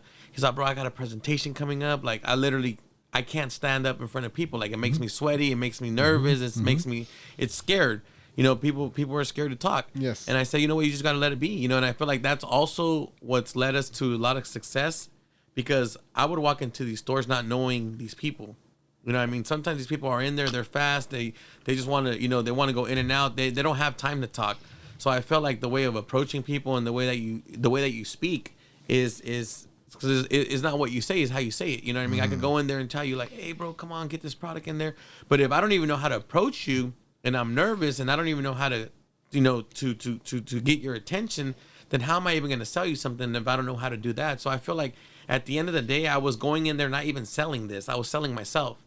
I was going in there making you believe that what I had to bring to the table was going to make you money. So I feel like at the end of the day, like being in front of the camera, it's helped me a lot to feel natural and feel the confidence of standing in a room with a lot of people and not being embarrassed. Mm-hmm. Because a lot of time, being shy and the fear of speaking, it's not easy to talk. I've done conferences where I've talked in front of thousands of people. You know what I mean? And related to this? No, related to other stuff that we were doing. So I feel like in the beginning, of course, it was nerve-wracking. Mm-hmm. And I would always try to show that I wasn't nervous. I would always try to show that I wasn't scared, even though deep down inside I was sweating and I was nervous and I was like, oh shit, how did I sound? I would always try to make it seem like I knew what I was talking about. And even at my old job, I was a sales rep for flooring. I sold flooring, hardwood floors. And even when I didn't know what they were asking me for, because I got this job not knowing nothing about flooring. And they were sometimes calling me like, hey, I'm trying to get a bamboo floor. Do you know what's the humidity level that needs to be in the room in order for me to install these type of hardwood floors? Yeah. Do I need to make sure that I leave the wood out for certain days so it could get accustomed to the room temperature? And I didn't know, because I never sold anything. And I would just say, you know what? Honestly, that's a really good question. As a matter of fact, I'm on my I'm actually driving right now. Let me pull over, and I'll get back to you shortly. That way I could answer you the question, accordingly. So if I didn't know the answer, then I would call my boss. Hey, they're asking me about the freaking wood that I guess wood expands and contracts in the environment that it's in. I didn't know this shit. Oh yeah, no, yeah, absolutely does, or whatever. Okay, perfect. So then I would get back and I would be like, oh, hey, Claudia. Just wanted to let you know, yes, you're absolutely right. You need to make sure that the wood is in the environment where you're going to install it for 3 to 5 days. That way it gets adapted to the environment that's going to be depending on the temperature of your room. So what I'm trying to say is that when I didn't know something or I wasn't confident about it, no one ever knew that I didn't know. Because at the end of the day, if you're confident and you're making it seem like you know what you're saying, that person that you're talking to is going to be like, damn, this guy knows this shit. Yes. So I feel like with the business, it was the same thing. Like I would go into these stores and it wasn't even so much about the product. The product, it could have been whatever. Mm-hmm. You know what I mean? But I would go in there and let the person feel comfortable. Like, look, I'm selling you something that I know it's going to sell. And if it doesn't sell, you have nothing to lose, because I will come back for it and pick it up and I'll give you your money back. And the next thing you know, they were calling me back because they needed more. So I just felt like confidence is key. It's almost like that was your it was your guarantee. Yes, it was your guarantee with the product. Yes, because like the store owner wouldn't lose anything by taking you on. Exactly, and I feel like that's where we kind of go back to with my wife. Like I would bring that to the table, because she's all like, I can't go in there and sell this product. I don't even know how to talk to people. I would go in there and I wouldn't even know where to start. And I feel like you were a natural sales, because of the history I had of selling already with the flooring and stuff. I was selling flooring for about 8 years. Oh, so, a minute. Yeah. So everything that I was doing for the flooring industry, I would go into these stores and I would set up displays. I would be on call to, hey, I need this. What's the inventory? I need pricing. I need this. So everything that I was doing for the flooring is exactly what I was doing now for my brand, which now it was basically the exact same concept, but obviously with micheladas. So it was something that the difference is that with hardwood flooring, it was basically having to convince somebody to buy something. With the micheladas, people are naturally drinking. Yes. So if they're gonna want to drink and they're gonna want to buy clamato or buy whatever they're using, my concept was why not use a base which has the lemon and everything already squeezed in there for you to simply just add your beer. Yeah. So that made it 1,000 times easier. 2 points. One, I love the beautiful relationship with you and your wife because you guys just play on each other's strengths, as y'all should, and that's how you guys make such a great team. And number two is, I don't know what the proper word is, but this is such a fantastic product you have here because it's a product that can be sold over and over again. It's one of the most common ones is toilet paper. Correct. They will always need. It's not like it's a fridge or a microphone or this. That it's a one-time purchase and that's all the company ever gets from you. This, it's a marathon. In the long term, Yes. the profit you make per customer, I'm pretty sure you guys got an average, but it's a lot more than it is when you just buy one thing one time. Well, you made a really good point. The thing is that I don't want to, at the end of the day, the goal is to one day not have to work for money. That's the goal. And I've read books and I've heard successful people that you're not making money until you're not working. So my goal was to make a product that's going to give you residual income. That's going to give you repetitive money every single time. Every month how you pay the bills, every month how you have to do certain things repetitively. I feel like, if you got to buy milk every month because you have to eat cereal or whatever, you're going to run out of milk and you're going to buy more. So if you're a drinker and during the pandemic, people were drinking like crazy, they were running out of this stuff. Sales went up. Tremendously. I remember that I originally had ordered my biggest order at that time. I think it was maybe 30,000 bottles. That was my biggest order. And then I found out the country was going on shutdown mode. So I was like, I have 30 days to pay for that product. So I was like, holy shit, how am I going to pay for this? The country just shut down. I don't have the money to pay for this. Were you expecting the worst? You thought the worst. Oh, you thought people weren't going to buy? No. So I was like, people are going to be broke. People are not working. People are not going to have money. How the hell am I going to? And then all these programs started coming out, and it was like people were balling. You know what I mean? Stimmies. Yeah, people were making more money.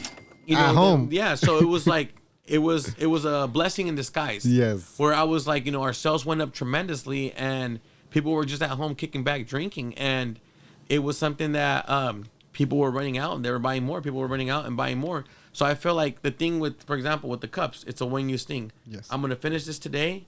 Next time I go buy a 3-pack, I'm gonna buy me another little cup and enjoy my 3-pack with one cup, and make my drink. Yes. So it's something that I wanted to make sure that it wasn't just a one-time thing, because that's another thing is I tell these stores like I could sell my product into you one time. I could take your money, put it in my pocket one time, but I don't want to. I have bills that are consistent. I have obligations that I need to pay. So I don't want to just make money one time. See, I rather, and then the way I look at it, and the way that I tell people, I rather make $100 from 100 people, which is $1 from each person, than to make $100 from you one time. Yes. So it's like that's the way I look at it, because it doesn't seem like a lot, but $1 times thousands of times reoccurring revenue is what's gonna bring you in the real money. So that's the way I look at it, is that you got to create a product that is gonna be repetitive. Yes. Don't get me wrong. If you're starting a business, I'm not trying to kill anybody's hopes or whatever. But if you're starting a business, you just always have to. If it's something that people are not gonna be repetitively buying, you always have to be innovating. You always got to be switching it up. Where okay, today I bought this sign. Next thing, I'm going to do the same size, but now it's going to have LED lights. Now, the next sign is going to have LED, and now it's going to have Bluetooth. Oh, the next one is going to have that, and now it's going to have the camera inside where you don't need these cameras. So you're just innovating and doing other things, because now you're limiting yourself. Yes. So I feel like if you have something that's repetitive, it's like a haircut. These barbers, they know I got to cut my hair every week or every other 2 weeks. Yes. You know, so it's like, what happens? You have a repetitive customer. If you have a repetitive customer paying you $30 times 1,000 customers, you know, you're making 30,000. So it's just the way you look at it. That's some big baller, big boss stuff right there. Like that's game. That's a lot of game right there. Question on the brand itself. When did sole proprietorship, LLC? What do you have? LLC. So it's all you got a patent on this? Yes. Awesome.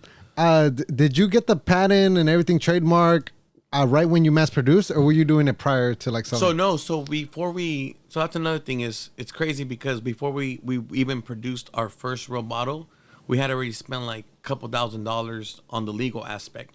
So it's like, I think that's another thing is we performed as a real business the moment we decided to launch and mass produce. So even though we didn't know what the outcome was going to be, we had an LLC, we had lawyers, we had finance consultant, we had a little everything. Yes, everything. So we were broke as hell. I'm not saying that we lived poor or anything, but we didn't have the finances to really run a business, and we actually acted like a business. So it's like, that's another thing is that, if you see the marketing that we have, if you were to receive an email from our headquarters, which is just a little warehouse, you would think that, damn, they're really a big company because we've always performed as a big company. The presentation, correct. So I feel like people will respect you for what they believe you are. Yes. And I feel like that has a lot to do with Genesis, my wife, that she's always performed and acted like we were that company. And today, now that we're getting closer to be that company, I feel like we have a lot of respect for the brand, and people look at us as something that we've painted to be. Yes. So I feel like it just because we've always did everything right. You know what I mean? I personally, I went to high school and I graduated, but I graduated de panzazo, just because the teachers liked me or whatever, but not because I was the most intelligent person in the room. Yeah. And I feel like with her, like, she's helped me so much, like all the emailing, we're emailing multi-million-dollar companies, billion-dollar companies. You're talking about Save Mart, Food Max, Food for Less, Rancho. And the last thing you want is to be emailing these people, like if you're texting, you know what I mean? So I feel like there is times where I've written and I sent stuff and she's like, you know what, next time just let me send it and I'll send it, where it looks professional and they're seeing, where the exclamation marks and all the parentheses are at. And I feel like sometimes it's like, I look at her and I tell her like, babe, what does it matter if this is who we really are and this is how we got here? She's like, yeah, that's how we got here, but that doesn't mean we have to perform that way. Wow. It doesn't mean that we have to, wow. Yeah, we've gotten there because of who you really are and who we really are, but we have to present to these people as a professional, you know what I mean? Where they're looking at it as like, damn, they have their whole, marketing team, they have their CEO, their president, their treasurer, like all that. So I just feel like she brings a lot of that to the table, and she was a manager for a footwear company for many years, where this company that she used to manage, they sold multi-millions of dollars of boots. They used to sell military boots, and she managed basically the whole company. So she has the background of what it takes to run a business. Yes. So whenever she says something, I don't question her because I know she has the knowledge behind it. You know what I mean? So I feel like that brings a lot of power to the table. 100%. And putting those past experiences into this now. Absolutely. Yeah. Absolutely. As I got a question on what risks do brands or people starting off what risks do people that also sell drinks or sell like edible products run?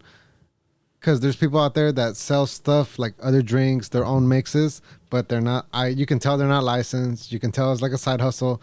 Do you think that's pretty dangerous, or do you think start off small and then work your way up? Well, see, the thing is, everything's a risk, and the reason why I say that is I never, when I was doing it at my dad's restaurant, I strictly only sold it at my dad's restaurant because I didn't have the licensing. I didn't have a barcode. I didn't have a nutrition facts. It didn't have an expiration date. So to me I was selling it out of my dad's restaurant as a recipe of his business. So I was using his licensing, but I had at that time I was already semi-growing, where I did have stores that reached out to me like, hey, let me sell your mix there, and I didn't want to get into it because I was like, you know what, let me do it right, and then I'll bring it to you guys. Let me bring it to where it's gonna crack when it opens. You know, at my dad's restaurant, it never cracked because it was just a resealed bottle. It didn't have anything, no preservatives, no nothing. Yeah. Because it was made in his kitchen. Yes. So it was, to me, that's where we're going back. I started everything. We did everything right. Because if you start right, then you're going to finish right. So I felt like there is a lot of other people right now starting and doing their thing. And there's nothing wrong. I don't hate on nobody's ambition and nobody's hustle. At the end of the day, we all have to eat. And there's, the sun shines for everyone. But it's not how you start, it's how you finish. And if you're starting off right and you're doing things the right way, in the long run, when the business is growing, because what happens is, let's say it starts growing, and now you have to be squeezing. My hands would be sore squeezing so much lemon. Yes. So don't get me wrong, it's a good thing because you're growing, but it sometimes gets to a point where it gets out of control. And if you don't have the manpower and the control to control that, there was a time where I have videos on my TikTok. I had an event where about 400 bottles went to waste, where they almost exploded because that day was so hot and they needed to be iced. They needed to be refrigerated. So I took them to this event, and I didn't have enough ice chests for this to be cold. So these bottles literally got inflated because they were going to explode. Yes. Nowadays, I go have an event, I leave them in the sun, nothing happens because they're made in the heat. So it's just, like I said, it goes back to if you do things right from the beginning. Our first thing was getting it patent registered and trademarked. I'm not hating on anyone else. Like, you have to start somewhere. Yes. And I was fortunate enough that my dad, at the restaurant, he had everything to do it. So I'm not saying, just because your parent doesn't own a restaurant or family doesn't own a restaurant, don't start your business. Yes. But what I'm saying is, if you're going to do it, try to start off right. Start off right and do it the right way. And just kind of, take it from there. But because eventually, there is people that can hate, you know what I mean? There is people that are just waiting on your downfall, that are waiting for you to mess up. And even in my business, I mean, there's times where we have expired product, we have product that's damaged, or a product that has gone bad, or that they, it was semi-open and now it just didn't crack, or whatever it is, and we have to make sure that we're on top of that. You know what I mean? Nowadays we're licensed, we're trademarked, we're registered, we have an insurance in case whatever. You know what I mean? We have to be certified. So there's a lot of headaches and a lot of back end that people don't see behind the business. That part. And how you do anything is how you do everything. Exactly. Yes. As far as the production, I saw one of your posts, which I really liked, is on your earlier labels. I guess they weren't waterproof. So when people would put them in the coolers or with ice or whatever, I guess they would dissolve. But now these labels, you can put them underwater, correct, on ice, and nothing happens to the label. Are there any other little, and that I thought it was really cool you shared that, because it's little things like that I feel like the average consumer doesn't pay attention to. Well, see, the thing is that when we did that, we ran our production, and my co-packer, yes, we had ordered thousands of labels. I mean, I'm talking about hundreds of thousands of labels. So they were like, Jesse, you really mean to tell me you are really concerned about the label being paper? And I'm like, absolutely. I said, if I'm going to a party, I'm going to get me my 12-pack. I'm going to take my mix. I'm going to throw it in the ice chest. The last thing I want is for my ice and my ice chest to be all dirty because it's going to crumble and it's going to look nasty. Ink. I said, and the ink and everything, and it was happening. I said, and you don't understand. We're really big on social media. People want to grab this thing and take a picture of it. Yes. And they're like, no, stop it. I'm like, no, I'm being serious. And you might think I'm crazy or I'm being cocky or I'm being like dramatic, but I'm being serious. People really like to, that's my business right there. Yes. Social media, word of mouth. People are seeing it. People are noticing it. People are driving and they're like, oh shit, that's that brand. So I said, to me, that's a huge deal. They're like, so you mean to tell me you want to take a loss? You want to throw away these? Yes, I said, yes, unfortunately I do. So I took a loss. We lost a couple, I think it was like $2,000-$3,000 that we lost, and they threw away those labels. Oh shit! We threw away those labels, and then I said, you know what? We want to go with the plastic. I want to make sure that if somebody's underwater and they want to take a picture underwater, I want to make sure that it's nice, crispy, and clean, and I want to make sure that it's gonna look presentable. So now all of this is a whole plastic sleeve. If you feel on the bottom as well, and all of our mix, it's made everything we switched it. Yes. We switched it to plastic, so it's all waterproof labels now. Which cost? That's another thing is sometimes you have to invest more. Someone else would have been like, oh, you know what? I'm gonna, what's 2-3 cents? Because that's what the original label was costing, was like 2 cents out of the paper. This one cost about 7 or 9 cents. You're talking about almost 10 cents. Yeah. You're talking about almost 5 to 7 cents more. That's a lot. But when you're talking about 5 cents, times 1,000 or 100,000 or 1,000,000, what I'm talking about. That's now becomes it's a big difference. Yes. Pennies. It's like 250%. Pennies make a big difference. Yes. But to me, it was the presentation is everything. Yes. So I felt like people do, you get to a party, you get to wherever you're going, bring the mix, you throw in the hielera. So if I'm going to throw in the hielera and it's going to ruin the same clean ice you're going to use to make your paloma or whatever, now this people are going to be like, no, I'm not going to buy that. You know what I mean? I'm just let it be. So I said, you know what? I want to be different. We're going to invest a little bit more and make sure that our product looks nice, crisp, and clean. You know what I mean? Yes. Because I see a lot of people were taking our mix. They're taking it in the summer. They're taking it on boats. Que se lo aventaban de un barco al otro. Que would fall in the water, and next thing you know, this is all damaged. So it was funny because I did have people post it. Yes. When it was all damaged, and I would send it to my co-packer. I'd be like, "See, you guys thought this was a joke. I'm being serious. Look what people are sending me." They're like, "Okay, yeah, we get the hang of it now. We get the point." So it was just something a change that needed to be done. And we kept it and we switched it for everything, you know what I mean? Good for you on taking the loss and protecting your brand. Because I feel like if you would have paper labels that would get dissolved, I don't think you'd be as big as you are. But because you were able to make that small step back, 1 step back, 2 steps forward type of move, I think it really says a lot about you are the Gucci of Micheladas, bro. 100%, thank without you. a doubt. As far as the marketing and social media and all that, you've actually, I've seen you worked with a lot of cool creators, influencers, anywhere from musicos like Fantasma.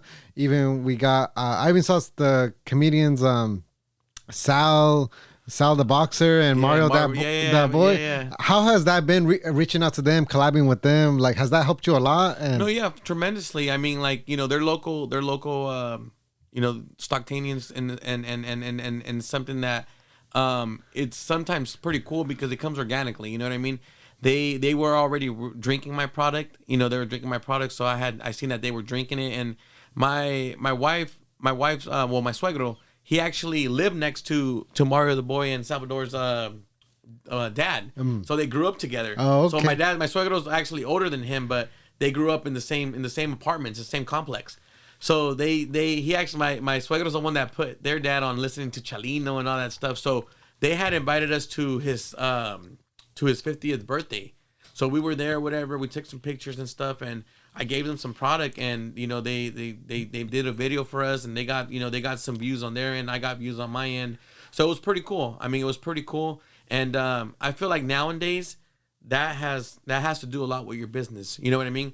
Is connecting with the right people, connecting with the people who are going to put your business or your brand in front of the right people, and it's just like if you're able to help, get something from point A to point Z, and it's beneficial for everyone, and everybody's winning. It's something beautiful because at the end of the day, we all want to be successful. We all want to do something great, but a lot of times it doesn't work that way, because I let's just say I try to reach out to you for an advice, or I try to reach out to you to better what I'm doing. Yes. And it's times where people don't want to help you. There's times where people don't want to give you the right connection or the right person to go to. So I feel like influencers and getting in front of the right people today it's a big deal because it could connect you and get you into different rooms and open different doors. So it's huge.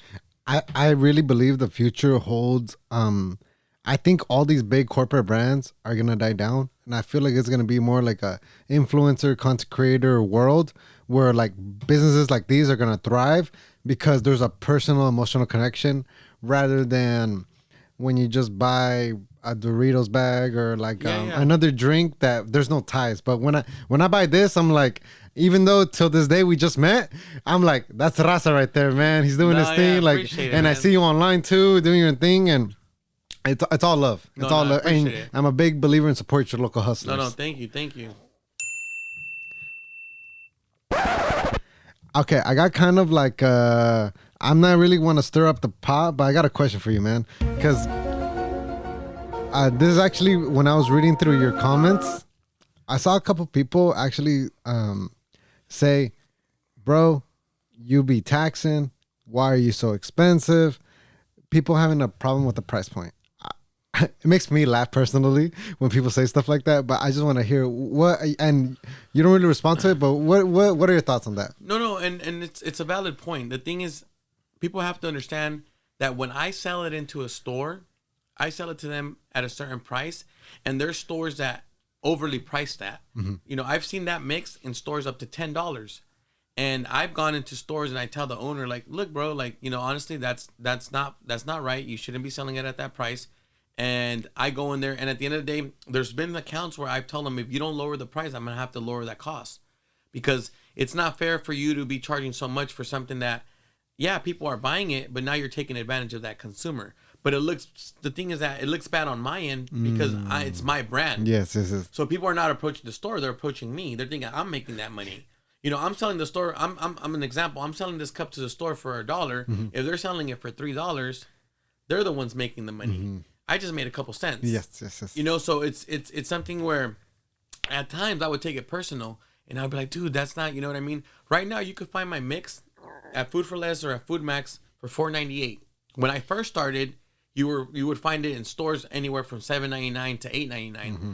But see, the production that we were doing was a lot less. It was a lot less.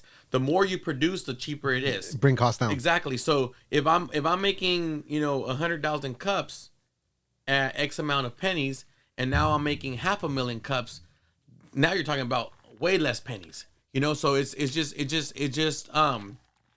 depends how you look at it. But in the beginning, I would reach out to these people, not on the comments, but I would reach out like, hey, you know, thank you for reaching out.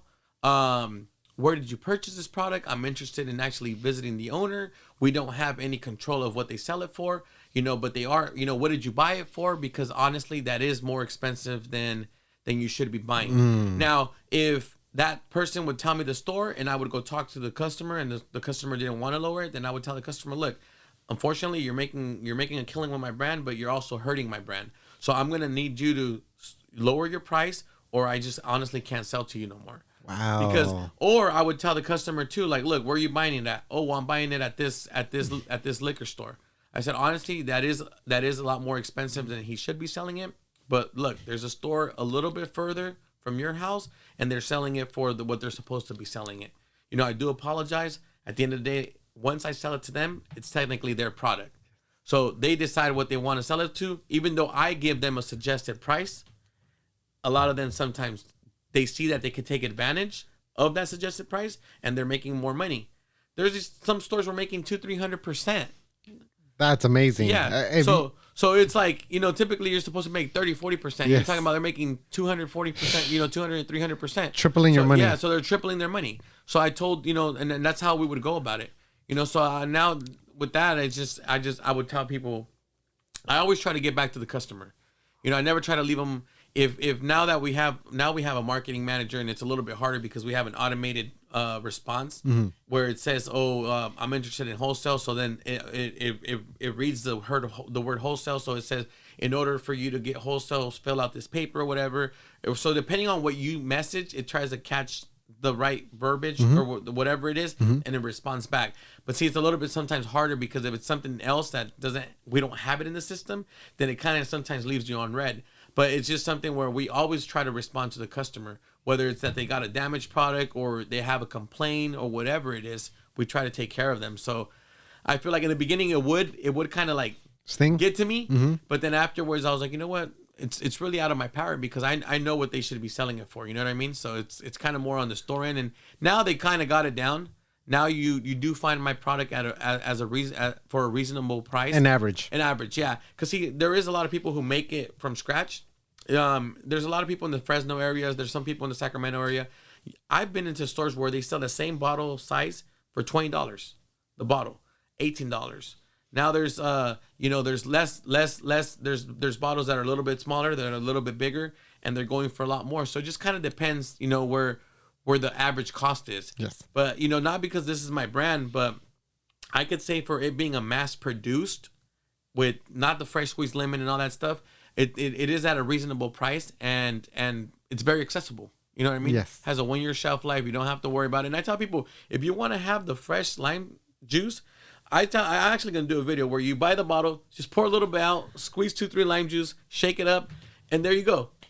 Because that's basically all it's going to be missing if you really want that fresh lime squeeze. Si ya se le quieres echar tapatio or something más, you know what I mean? You don't have to spend the $10, $15, $20. I love that, man. Definitely not the answer I was expecting, but that was really well said, man. Really well said. The only comment I actually even have for that is when I know whatever's in the store you don't have control over, because obviously when you sell it wholesale, they control the price. But my whole thing is like, you wouldn't tell Starbucks that. You wouldn't tell Gucci that. Yeah. You know, but I get it. It's because it's more personal. It's more like we know you. Maybe that's why they feel. But I'm like, hey, man, if you can't afford it, don't buy it. No, But that's me being a little bit more rude about it. But the way you said it, man. And it's funny because I've had people comment on there. Yeah.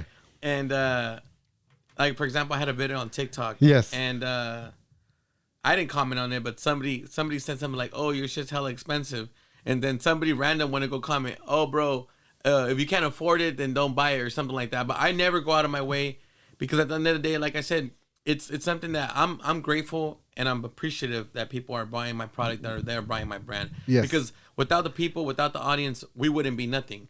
So at the end of the day, I don't try to, I don't know what people are going through. You know what I mean? I don't know if they spent their last $5-10 on my bottle and it didn't satisfy the needs or the pleasure that they thought they were gonna expect. You know what I mean? Or they've spent $7-8 on my gummies and it was just to them some random gummies. So I feel like at the end of the day, I put a lot of thought into it. Yes. Where it's just something that it does become personal to a certain extent, but I just don't try to get it. And I, like I said, the customer's always right. So I just try to find a way of figuring out where they're coming from. And there's been times where people will tell me, "Hey, your stuff was, your stuff is trash, and your stuff ain't even good." And I just, hey, thank you for your feedback. I appreciate it. I will work on, if there's anything else, if there's anything that you could, give me to make my product maybe satisfy your needs, let me know, and I'm open for what's it called? ¿Cómo se llama when the criticism feedback? Feedback, yeah, with for your feedback, you know what I mean? And then sometimes they never reply back. Yeah. But at least I let them know, like, okay, I acknowledge your response, I acknowledge your, you know what I mean? And thank you. Let me what could I do better to make my product better? You're a great businessman, bro. You're a great businessman. Like, amazing. And my whole thing is like, if you're gonna point out a problem without a solution, then don't point it out at all. Yeah. And also, I'm big on that too. Is like, if you can't afford it, don't buy it. But like, don't knock somebody's hustle. But I love how you worded everything. I really do love how you worded everything. I want to move on towards Cali's Blood Mary mix, bro. So this is the sister company of Michelada mix, right? Correct. Yes. So why'd you make this, and why is it called differently? So that it came from the idea of, so my distributor was bringing in a tequila company, a vodka company.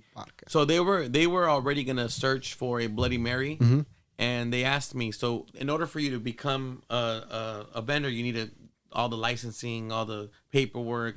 So they said, "Hey Jesse, you think you can make us a Bloody Mary mix? We already carry your product. You think you can make us a Bloody Mary mix?" I said, "Yeah, for sure. Yeah, definitely. Let me see what I can do." So then I made some phone calls, and they're like, "Yeah, we can definitely make it happen." So I Bloody Marys is very more breakfast, more Americanized, more. You see it more, not as much as micheladas with beer. Don't get me wrong. There is a lot of places who will make you a michelada with Bloody Mary, but Bloody Mary is made for vodka. So if you go into a restaurant and make you a michelada with Bloody Mary, it's not gonna taste well because it's made for vodka. You know what I mean? So that hard liquor. Yes, absolutely. So I said, you know what? Let me make, since it's more Americanized. Let me make it more Americanized. Let me dress it up more Americanized. Made in the U.S. No high fructose corn syrup, all natural ingredients. And I said, you know what, if it's going to be going into stores and stuff, let me make sure that I am making it more to fit the customer. So we decided to come out with it, and it's been a little bit harder to push, just because maybe if I would have put it in Cejas, since we are already an established brand, maybe it would have pushed more. But I said, you know what? To this day, I mean, we've been pushing it.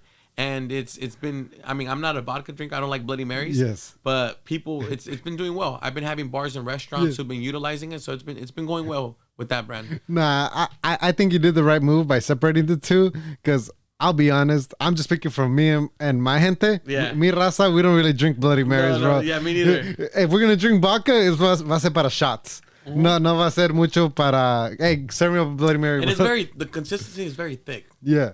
Like, I want something that I could drink smoothly. That is very thick, and I've had it before. And I've been at restaurants, I've been at the casino where people are, really enjoying it.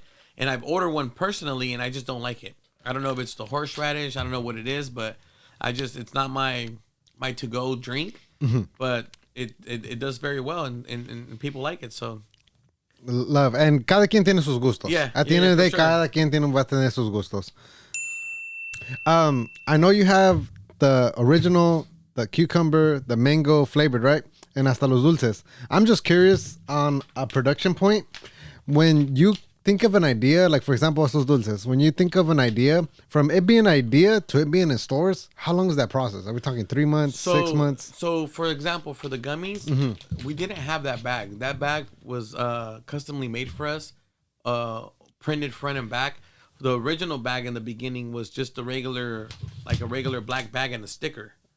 So going back to how you were So then afterwards, like I said, the more you grow, the more you want to innovate, and the more you want to look like a company. Oh, and he's holding the candy. The candies, yes. I love it. Yeah. So yes. So the more that you grow, the more you want to innovate, the more you want to look like you are that brand. Yes. So I feel like in the beginning, you kind of work with what you have, and little by little, you go switching it. You know what I mean? We could have easily said, you know what? No, we're not going to come out with the candies until we have that bag. But we decided to come out with literally a sticker, and it was just a regular black bag. Yes. And now we have those printed bags, and we're thinking about switching them up because we're thinking about making some changes to the bag to better it. And sometimes they're a little bit hard to open, so we want to just keep innovating. You know what I mean? Keep making it easier for the customer. People like things easy. Yes. You know what I mean? So the easier you make it, for example, in the beginning with the cups, it was a little bit difficult for I don't know if this one has it. The little cracked opening, right? Yeah, I know exactly. Yeah. I know exactly what you mean. So then we ended up now. There's a little cutout. Yeah, there's a little cutout. So now we like little stuff like that. You know what I mean? And it's just like innovating and trying to make things more easy. Better the experience for the consumer. Exactly. So I mean, now we have little videos where we actually show people the proper ounceage for whatever beer you're using, whether it's a 24 ounce, a 16 ounce, or a 12 ounce. I have videos where how to properly prepare it with the cup, how to properly prepare it with tequila, and just people want to make their life easy. You know what I mean? So I just feel like the easier you make it for people, the better experience they're going to have, and the easier it's going to be for everyone. So it's kind of what we kind of focus on, you know? I love that, man. And I'm excited for what the future holds, because if you just keep innovating, man, like, I think it's already great. I'm surprised to see how much more awesome you can make this stuff. Oh, thank you. With all these things going on, man, you said 18 products? Yes, I believe it's 18. 18 products, all you're in stores, mom and pops, big businesses, social media. What's a day in the life for you? Like I feel like you're constantly on the go, but like, how do you organize your day? Well, it's just kind of, I mean, sometimes we're just all over the place, you know what I mean? Yeah. Now with, it's me and my wife, we have 3 kids. I have right now currently 2 kids that are under 2 years old. Wow. So that's right now I dedicate a lot of time to them. With me having, a team who's able to get my products out there, to be able to represent my brand how I would, it's truly a blessing to be able to spend the time with them. You know what I mean? And me growing up, it's 7 of us in my family, and my mom and dad were always working, 24/7, always working, and maybe we never needed anything, but the dedication of having our parents there wasn't, the presence wasn't as much. I grew up with my grandparents raising us, you know what I mean? So I feel like I'm able to luckily to be able to be there with my kids in everything that they're doing, whether it's a soccer game, whether it's a school event, whatever it is. In the moment. In the moment. So I feel like a lot of the times is money isn't everything, but it's up there with oxygen. You need it. Yes. And money isn't everything, but it lets you sleep well at night. You know what I mean? So, but at the end of the day, having the freedom to be able to see your kids grow and to spend time with them, that's priceless. Like me being able to see my kids and being able to right now, you know, even though at times I may not be out in the field, you know, we're either on the phone. You check my call log. I there's times where I have 100 to 100 plus calls a day, where I'm dealing with either vendors, reps, employees, you know, stuff going bad, stuff going good. That, you know, we have a shipment coming in, we have a shipment coming out. So right now it's just kind of being all over the place. Yes. And you know, I mean, we just got back from vacation, and we were in Mazatlan with my wife and my suegros. And I was out there, and I would be on my phone, and my wife would be like, "Dude, just leave your phone. We're on vacation." And I'm like, "I can't. I gotta. You know, there's an order that needs to be picked up. There's this and that." And she would get upset with me, like, "Dude, turn off your phone." I'm like, "No, I'm not gonna turn it off. Like, I need to make sure that I know we're on vacation, but if I don't handle what needs to be handled, this is what pays the vacation." Yes. So at the end of the day, I understand where you're coming from. That we got to make sure we put standards where family time, and this and that. But I sometimes feel like we're at an age where I'm 33 years old, and if I want to make sure that we're building an empire and we're building something to be financially stable for the next years, we need to build it in the right platform. Yes. With a solid foundation. So I feel like today we could be at home hanging out with the kids, and tomorrow we could be, you know, visiting 30 accounts. So it's a little bit like kind of just being all over the place. You know what I mean? But it's also choosing what kind of problems you want to have. Absolutely. Because we all have problems. Yes, whether you're broke, middle class, business owner, everybody has problems. Yes, but yes. I think you much rather have those problems than somebody living check to check for figuring out when the next meal is going to come. Absolutely. So it's a lot of sacrifice, man. And like, I'm very like motivated and inspired by you. So thank you for that. As far as your team, can you tell how many people you have hired? So right now, currently on our team, it's with our social marketing manager, the lady that she manages our website, and then we have, so it's not a lot of us, it's like 6 of us. That's that's 6 employees. Yeah, so 6. Don't downplay it. Don't downplay it, man. Well, I'm saying because we're small, you know what I mean. So, no, but my still. distributor alone is I'm talking about. They have hundreds of people that maybe honestly combined with all the counties and stuff we're talking about maybe thousands of employees. And to me, they're the ones that are really out there promoting and putting our product. But in regards to me, my job is I could literally kick back and say, oh, you know what? They're doing the heavy lifting. I'm going to just chill. But to me, my product to them is just another SKU. It's just another product. So I got to make sure if I want to get into Golden One, if I want to get into Harris Casino, if I want to get into these locations, the only person that's going to really push the product and make it happen is going to be me. Because they could bring it up and it'll just, you know, like I said, it's just another product. To them, it's just like, oh, yeah, no, it's Clamato, it's this, it's that. But if I go in there and I show them the vision, and not just that, I go in there and I make sure, like, if I want to get into a restaurant, I show them, like, hey, look, you know, you're already selling micheladas. What about if I could show you something that's going to make your life easier and make your waitress's life easier? If I could show you something that's always going to taste the same, no matter if you make it, no matter if your mom makes it, it's always going to taste the same because I have a product in the base that's consistent, that's always going to taste the same, and it's going to save you time, energy, and money. Would you like to try this? And on top of that, I'm going to do you a marketing video with a drone shot of your facility and of you cooking your meals and cooking everything, and we're going to post it on my social media. Within my 3 platforms, I have over 100,000 followers where I'm going to promote your business and promote myself 100% free. Would you like to try my product? I'll give you a free case today. Oh, well, yeah, why not? You know what I mean? So it's just, I'm not taking no for an answer, and I'm just in there. Like, we just got into Dave & Buster's. That's my spot. Yeah, so go to Dave & Buster's. I love Dave & Buster's. Dave & Buster's Me and my brothers. in Modesto. So it started with Modesto. Now Fresno wants to do it. Now Roseville, and now San Jose.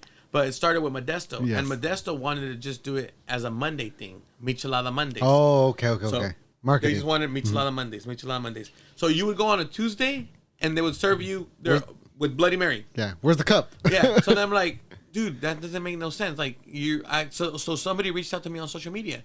They're like, hey, dude, we came on a Wednesday, and their micheladas were trash. Like I asked them what happened with El Cejas, and I called the manager. I was like, hey, dude, I have somebody hitting me up that they tried a michelada and it tasted like shit. Like, she's like, oh yeah, we only do yours on Mondays. And I'm like, well, why? She's like, because it's still not approved by corporate. Da, da, da, da. I'm like, dude, so Mondays we could do it because they do like they make it seem, I don't know what they do, but in their end, I said, well, I have people hitting me up that so what do we have to do? She's like, well, we just need to increase the sales in order for us to be able to switch it 100%.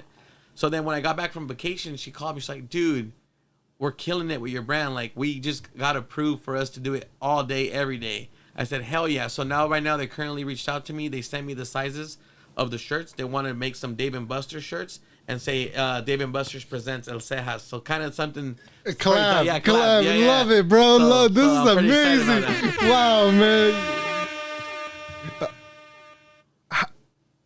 I have two questions. I'm gonna go back to the hiring one, but what does your family say about all this, man? I can only imagine like how proud they must be of you, and like, yeah, that's mainly what, because I'm going over there. I want to know like what does your family think of all this? Well, it's just sometimes like I feel like it's not so much disbelief, but it's just seeing like you break the trend, you know what I mean? You break the trend, the cycle. Yes. Like I feel like my parents, if they weren't working, they weren't making any money. So I feel like my mom and dad, I feel like they're extremely proud of me. My mom has been supportive since day one. Like I said in the beginning, she's the one that bought me the vitrina. She's the one that basically pushed me to do something. When I was shy, when I was at my lowest, you know what I mean? She kind of was like, you know what, son, just go out and do this.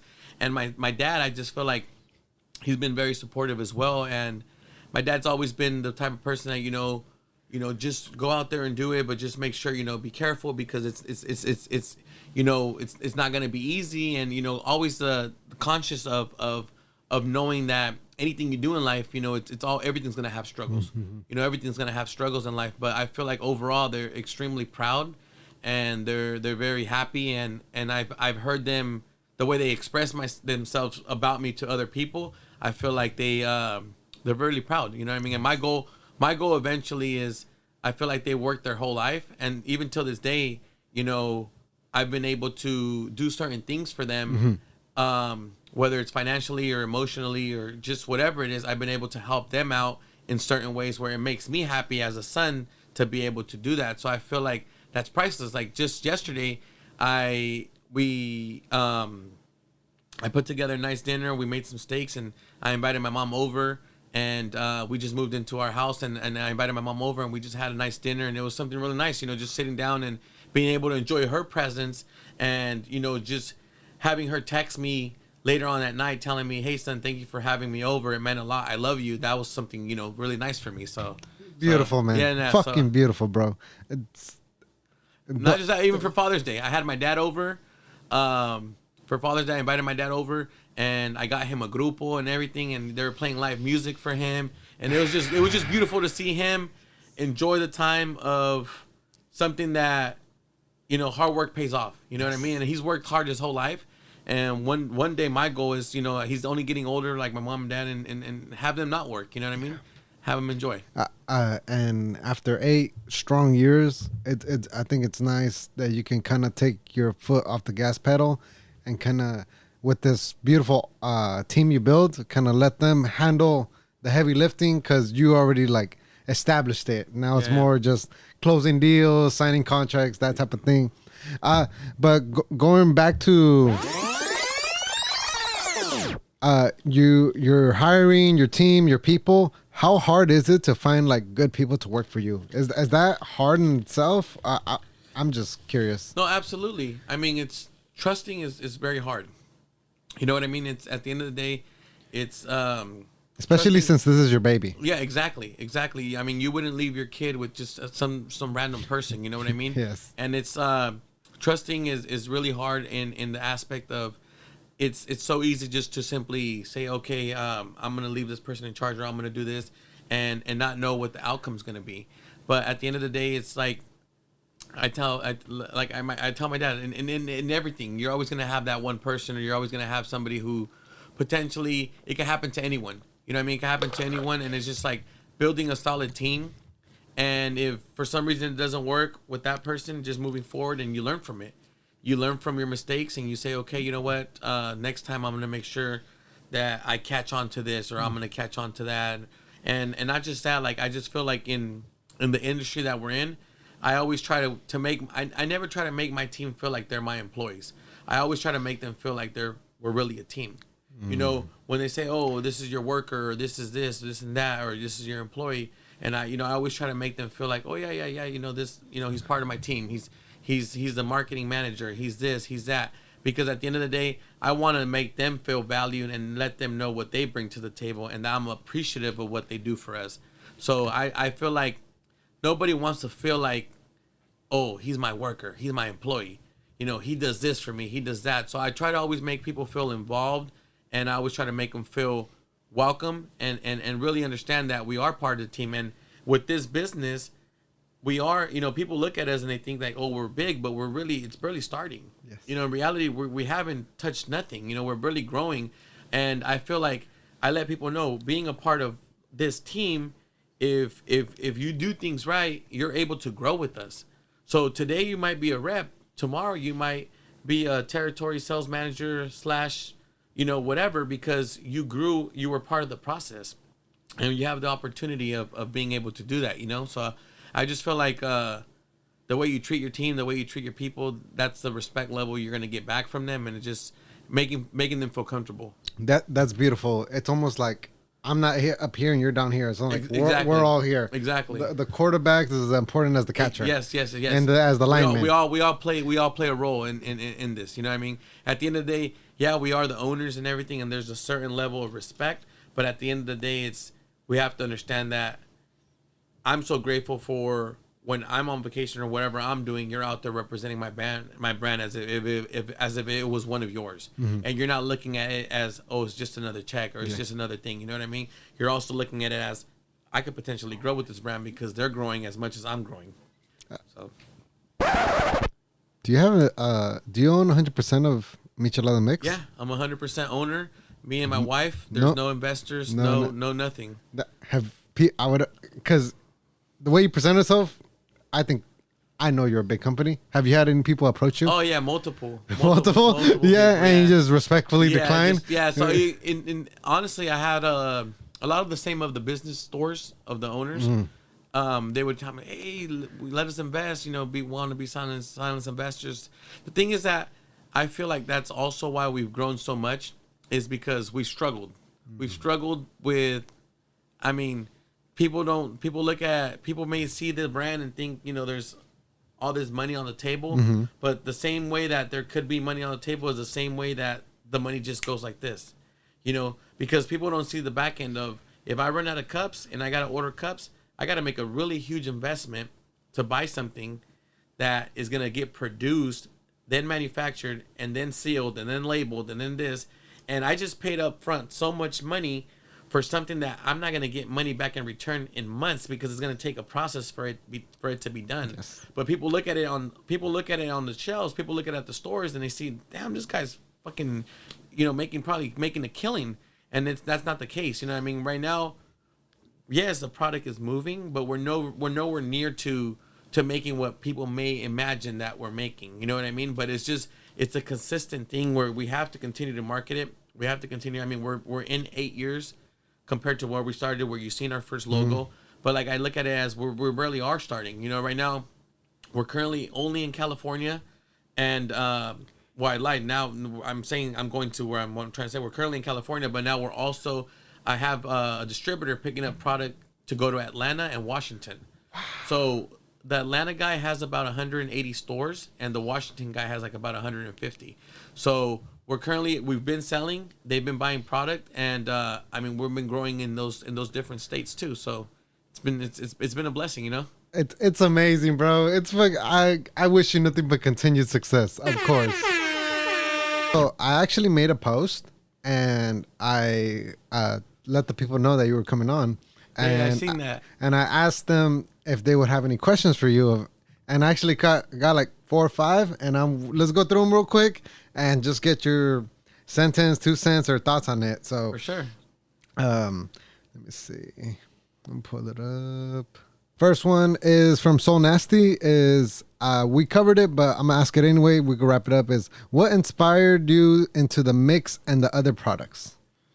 So basically, I mean, the inspiration came from the dream, and afterwards, I seen how successful it could be to simply create something that it was the turnaround was so fast that I promoted it, on social media, and at that time, it was just my personals, it was my personal account, so it really came more from family and friends who supported me making my first few bottles, and then from there it became word of mouth.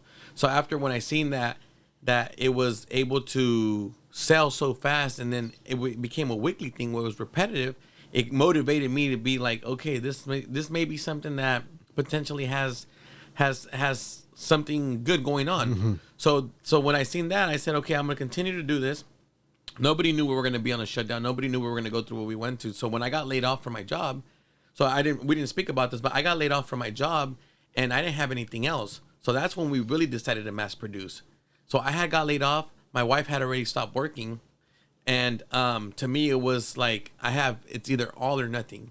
So it was either, do I do this, or where am I going to go find a job when the country's in shutdown? Yes. Who's going to hire me? So I said, you know what? Let me go ahead and mass produce this, and The rest is history, correct? That's a blessing in disguise. Yes, yes. I love that. Shout out to the homie Soul Nasty on that one. 4.6_Jen is, did you ever want to quit in the process of growing so big? Not quit, but it does get very stressful. Because I look at it as, if you quit, you're never going to know the potential of what it could have been. You know what I mean? And But there was hard moments. No, absolutely. And I look at it as winners never quit and quitters never win. And it's something that there's very hard moments. There's very hard moments. The more you grow, the more you need to grow. And sometimes it gets very hard because as you're growing, there's people in your life who were there when you were starting that are no longer in your life today. And they sometimes look at it as, damn, he thinks he's better now. Or ya se le subió. Or, where he's no longer humble. He's no longer this. And it's something where in the process of you growing, more problems. They say more money, more problems. That's really true. And it's not so much that you're making more money, but it is the fact that the more you grow, the more responsibility you have behind the growth. So it's something where if now I'm dealing with 2,500 accounts when I was only dealing with 100 customers, you're talking about the magnitude of people that I have to deal with, because now I'm talking about accounts that sell multiple products. Yes. Instead of having to deal with the customers I was dealing before. So the fact of you thinking about having to quit and having to do it does cross your mind. Yes. It does sometimes cross your mind and saying, you know what, maybe I'm just better off having a regular job and not having to worry about, whether it's I'm working in a construction site and they're telling me, hey, you know what, just go and dig a hole and, dig a hole for 8 hours and we're going to pay you your salary. And I don't have to worry about no stress. I don't have to worry about if somebody's talking about my brand, if somebody's buying it, or somebody's being rude to me because they don't want it. So quitting is something that it at times, it's not so much that it crossed my mind because I felt the potential that it had, but it is something that it at times it does kind of get to you where it's like, dude, is this really like, is this really what I want to do? Do I really want to go? Yeah. Do I really want to go through this whole cycle? Because in the process, it's really hard. Yes. Having to deal with family, with friends, with, criticism, with, people down, throwing shade on you. Just being in the public eye. Being in the public eye. And it's something that there's times I was in Mazatlan and we were at the poolside hanging out and people recognized me and they were like, hey, this Cejas or whatever. And it could be a good thing and a bad thing because it's like, I'm hoping it's gonna be good, or what about it be like, tell me like, hey bro, what's up, man? I know who you are. Your stuff's hella expensive. So it's just kind of like it could be a good and it could be a bad. So it's just the way you look at it. But I mean, for whoever asked that question, it's the in regards to quitting, I think quitting is something that it could run to any, if you're planning on starting a business or planning on doing something, it is something that could, definitely run through your mind. But just remember your purpose. Yes. Remember why you're starting. Why do you want to do what you want to do? So that's the way I look at it. If to me it was, after I got laid off, I didn't have no other option. So quitting wasn't an option. Either it was I found a way to put food on the table for my family, or we were gonna starve. You know what I mean? I know we had my dad's restaurant. We could go eat there every day, but that's also not an option. You know what I mean? At the end of the day, the moment I get with my wife and I get with my kids, I have to be the provider. I have to be the protector. I have to make sure that my family is right. And quitting, I mean, to me, it's quitting wasn't an option. Put me out in the snow and I'll go sell ice cubes to a snowman. So get rich or die trying. Exactly. Shout out to 50 Cent. Hell yeah. And I feel as you get older, or as you take things more seriously, or as you grow in business, it's also like your priorities just change. It's the only thing I can kind of relate it to is like even this whole podcast thing is I still get invited to like go drink, go party, but if I accept that, I don't think I'm gonna have time for this. Like it's all about your priorities. What's important. You have to say no sometimes, yes. Which is sometimes hard, but and I just thought of this right now since you answered it. The question is do you think anybody can become a business owner? Is it for everybody? I think everybody has a potential, and it's something that it's hard. I look at it as we all want to go to heaven, but we don't want to die. You know what I mean? Yes. Yeah, I've heard that one. So yes. It's like we all want to be successful, but we don't want to put the work behind it. Mm-hmm. So it's just being a business owner or being an entrepreneur. I believe it's one of the hardest things to potentially do, depending on what you're trying to start, because we've been accustomed and we've been programmed since school to wake up at 8 a.m, to get out at 2, wake up at 8 a.m, go to lunch at 12, get off at 2 or get off at 4 or whatever. And then you graduate school, you go to college and you kind of do the same thing to an escalated level. Then you get out of college and then you go get a profession where you go get your profession and the same thing. You go in at 9, you go have lunch at 2, and then you get off at 5. So I feel like the mentality and what we've been programmed to do has been that work mentality. So when you go out to the field and you want to start a business or you want to become an entrepreneur, if you haven't learned what it is to be a business person or be an entrepreneur, you right off the bat, you feel rejected or you feel like you're failing. Yes. And I feel the fact that I grew up in a family where my dad owned a business.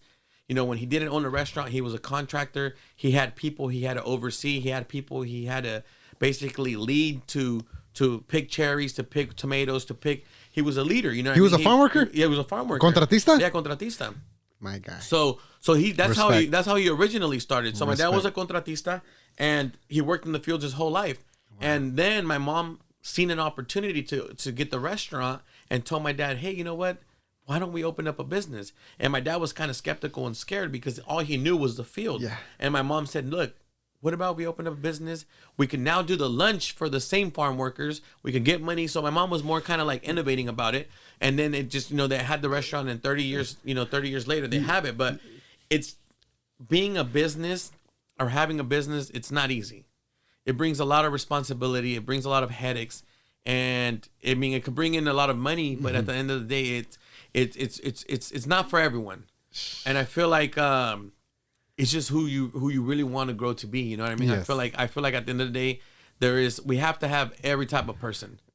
We need all people. We need all people. Yes, absolutely. I'm glad how I'm with that with the whole school programming thing. You're aware. No, yeah, you're very, because most people never escape that. No, yeah, absolutely. Me being in my first corporate job, because I was a field worker for 7 years, and now I have like a corporate job, and I completely understand now how you can do your 9 to 5, and that's like you don't want to do anything else because you have honest hard days work, come home, shower, eat, and like rest and then do it all. And then that's how you just stay put. But you got to be aware that if you want more, you got to do more. You got to quitarte esa costumbre that like the school gave you and do more. And then just real quick, man, shout out to your mom and your wife, man. Like those women have really elevated their man. Absolutely. They've really brought you guys to the next level. Because we have fear. We all have this doubt and fear, but beautiful story, man. Beautiful freaking story. And I love it. Slide Media, and this is like a couple people asked this, but Slide Media asked it first, is how does one get sponsored by El Cejas? So right now it's I mean if you were to message our page, it'll probably send you a link to how to get sponsored. But right now in the beginning, I mean, we were sponsoring people left and right. As you grow, we now, like I said, we want to perform as a real business. So there's only so much money we put aside for marketing and for sponsorship. For this year, a lot of what we do in the beginning of January, a lot of those marketing funds already, we kind of plan our events, we plan what we're going to be doing. Yes. And we kind of plan accordingly to what we know we're going to have. For example, there's going to be an event on September, Tacos and Tequila Fest at the Stockton Ballpark. Really? There is going to be T.I. Tacos and tequila. Tacos and Tequila. It's going to be T.I. You're gonna Rick Ross and what? Little John. What? Wow. Hell yeah. What the So heck? September 9th, and we're going to be an official sponsor for that event. And then we have July 28th, we have Toscano Promotions. It's going to be the local boxers. We're the official sponsors for that event too. We're actually these billboards right now, and you can see our logo on the billboards. Is it this month or next month? When is This it? month. This month. Hey, The 28th. shout out King Gio, man. King Joe's going to be fighting. Shout out to freaking King Gio. I seen he was on here as well. Yeah. So he will be fighting there. So maybe you could, hopefully come by. Get that dub, man. And so we're sponsoring that. And I mean, at the end of the day, it's we have a lot of people that reach out to us, and sometimes it's hard. It's hard. It's not that we want to say no. Yes. But it's just we have a lot of the stuff. Like I said, as you grow, you try to perform as a real business. Yes. So in the beginning, I remember my wife would tell me like, Jess, you really, if they come right now and tell you sponsor a softball team, you sponsor. If they tell you come sponsor a soccer team, you sponsor. If they tell you come sponsor a cheerleader team, you sponsor. Because to me, I wanted to give back and I wanted to do, but now you have to, honestly, it's not so much that we don't want to, but you have to plan accordingly and look at, okay, I want to do it, but what am I doing as well to bring in more money to be able to do this much more in that? You know what I mean?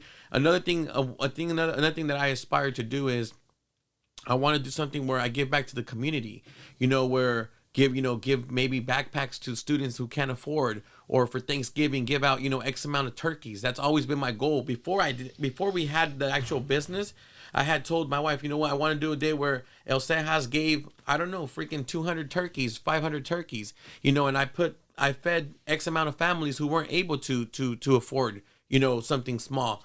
And it's something that as we grow, it's stuff that we want to do. But it's just now that the more you grow, like I said, the more you grow, the more you got to perform in a certain way.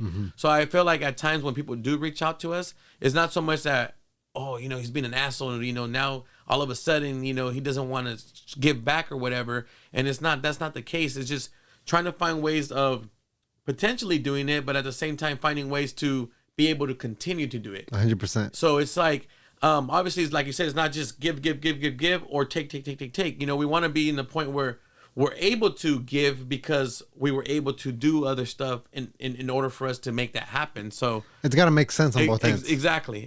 I completely get that. It's business at the end of the day. 100%. Yeah, absolutely. We're not a non-profit. You're not a non-profit, not a charity. I completely get it. And it's funny how these questions are bringing me to other ones.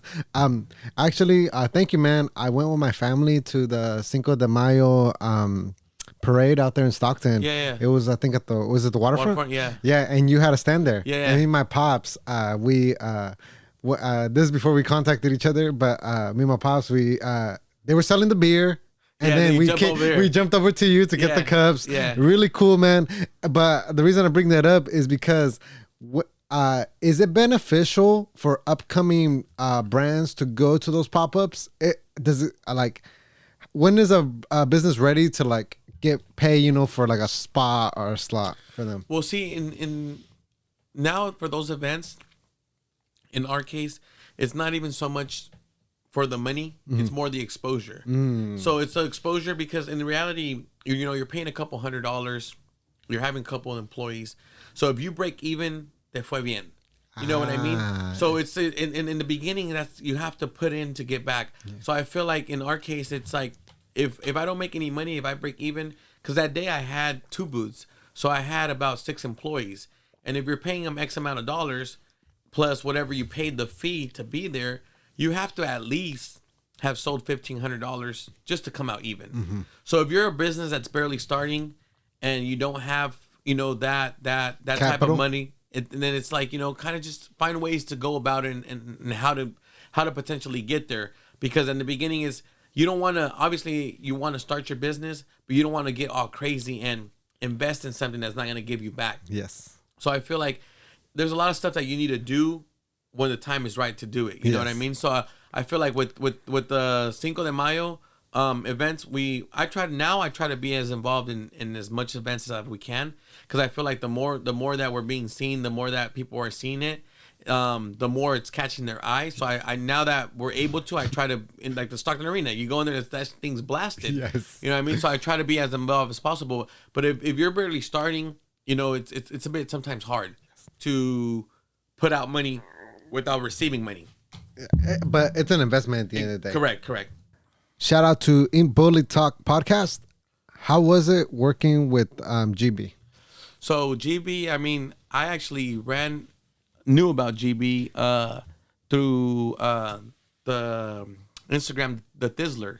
Oh, okay. So the Thizzler uploaded him because he's been on a sober journey. Yes. So he actually been drinking our cups. Mm-hmm. So he was drinking our cups, and I seen he was drinking it with mineral water.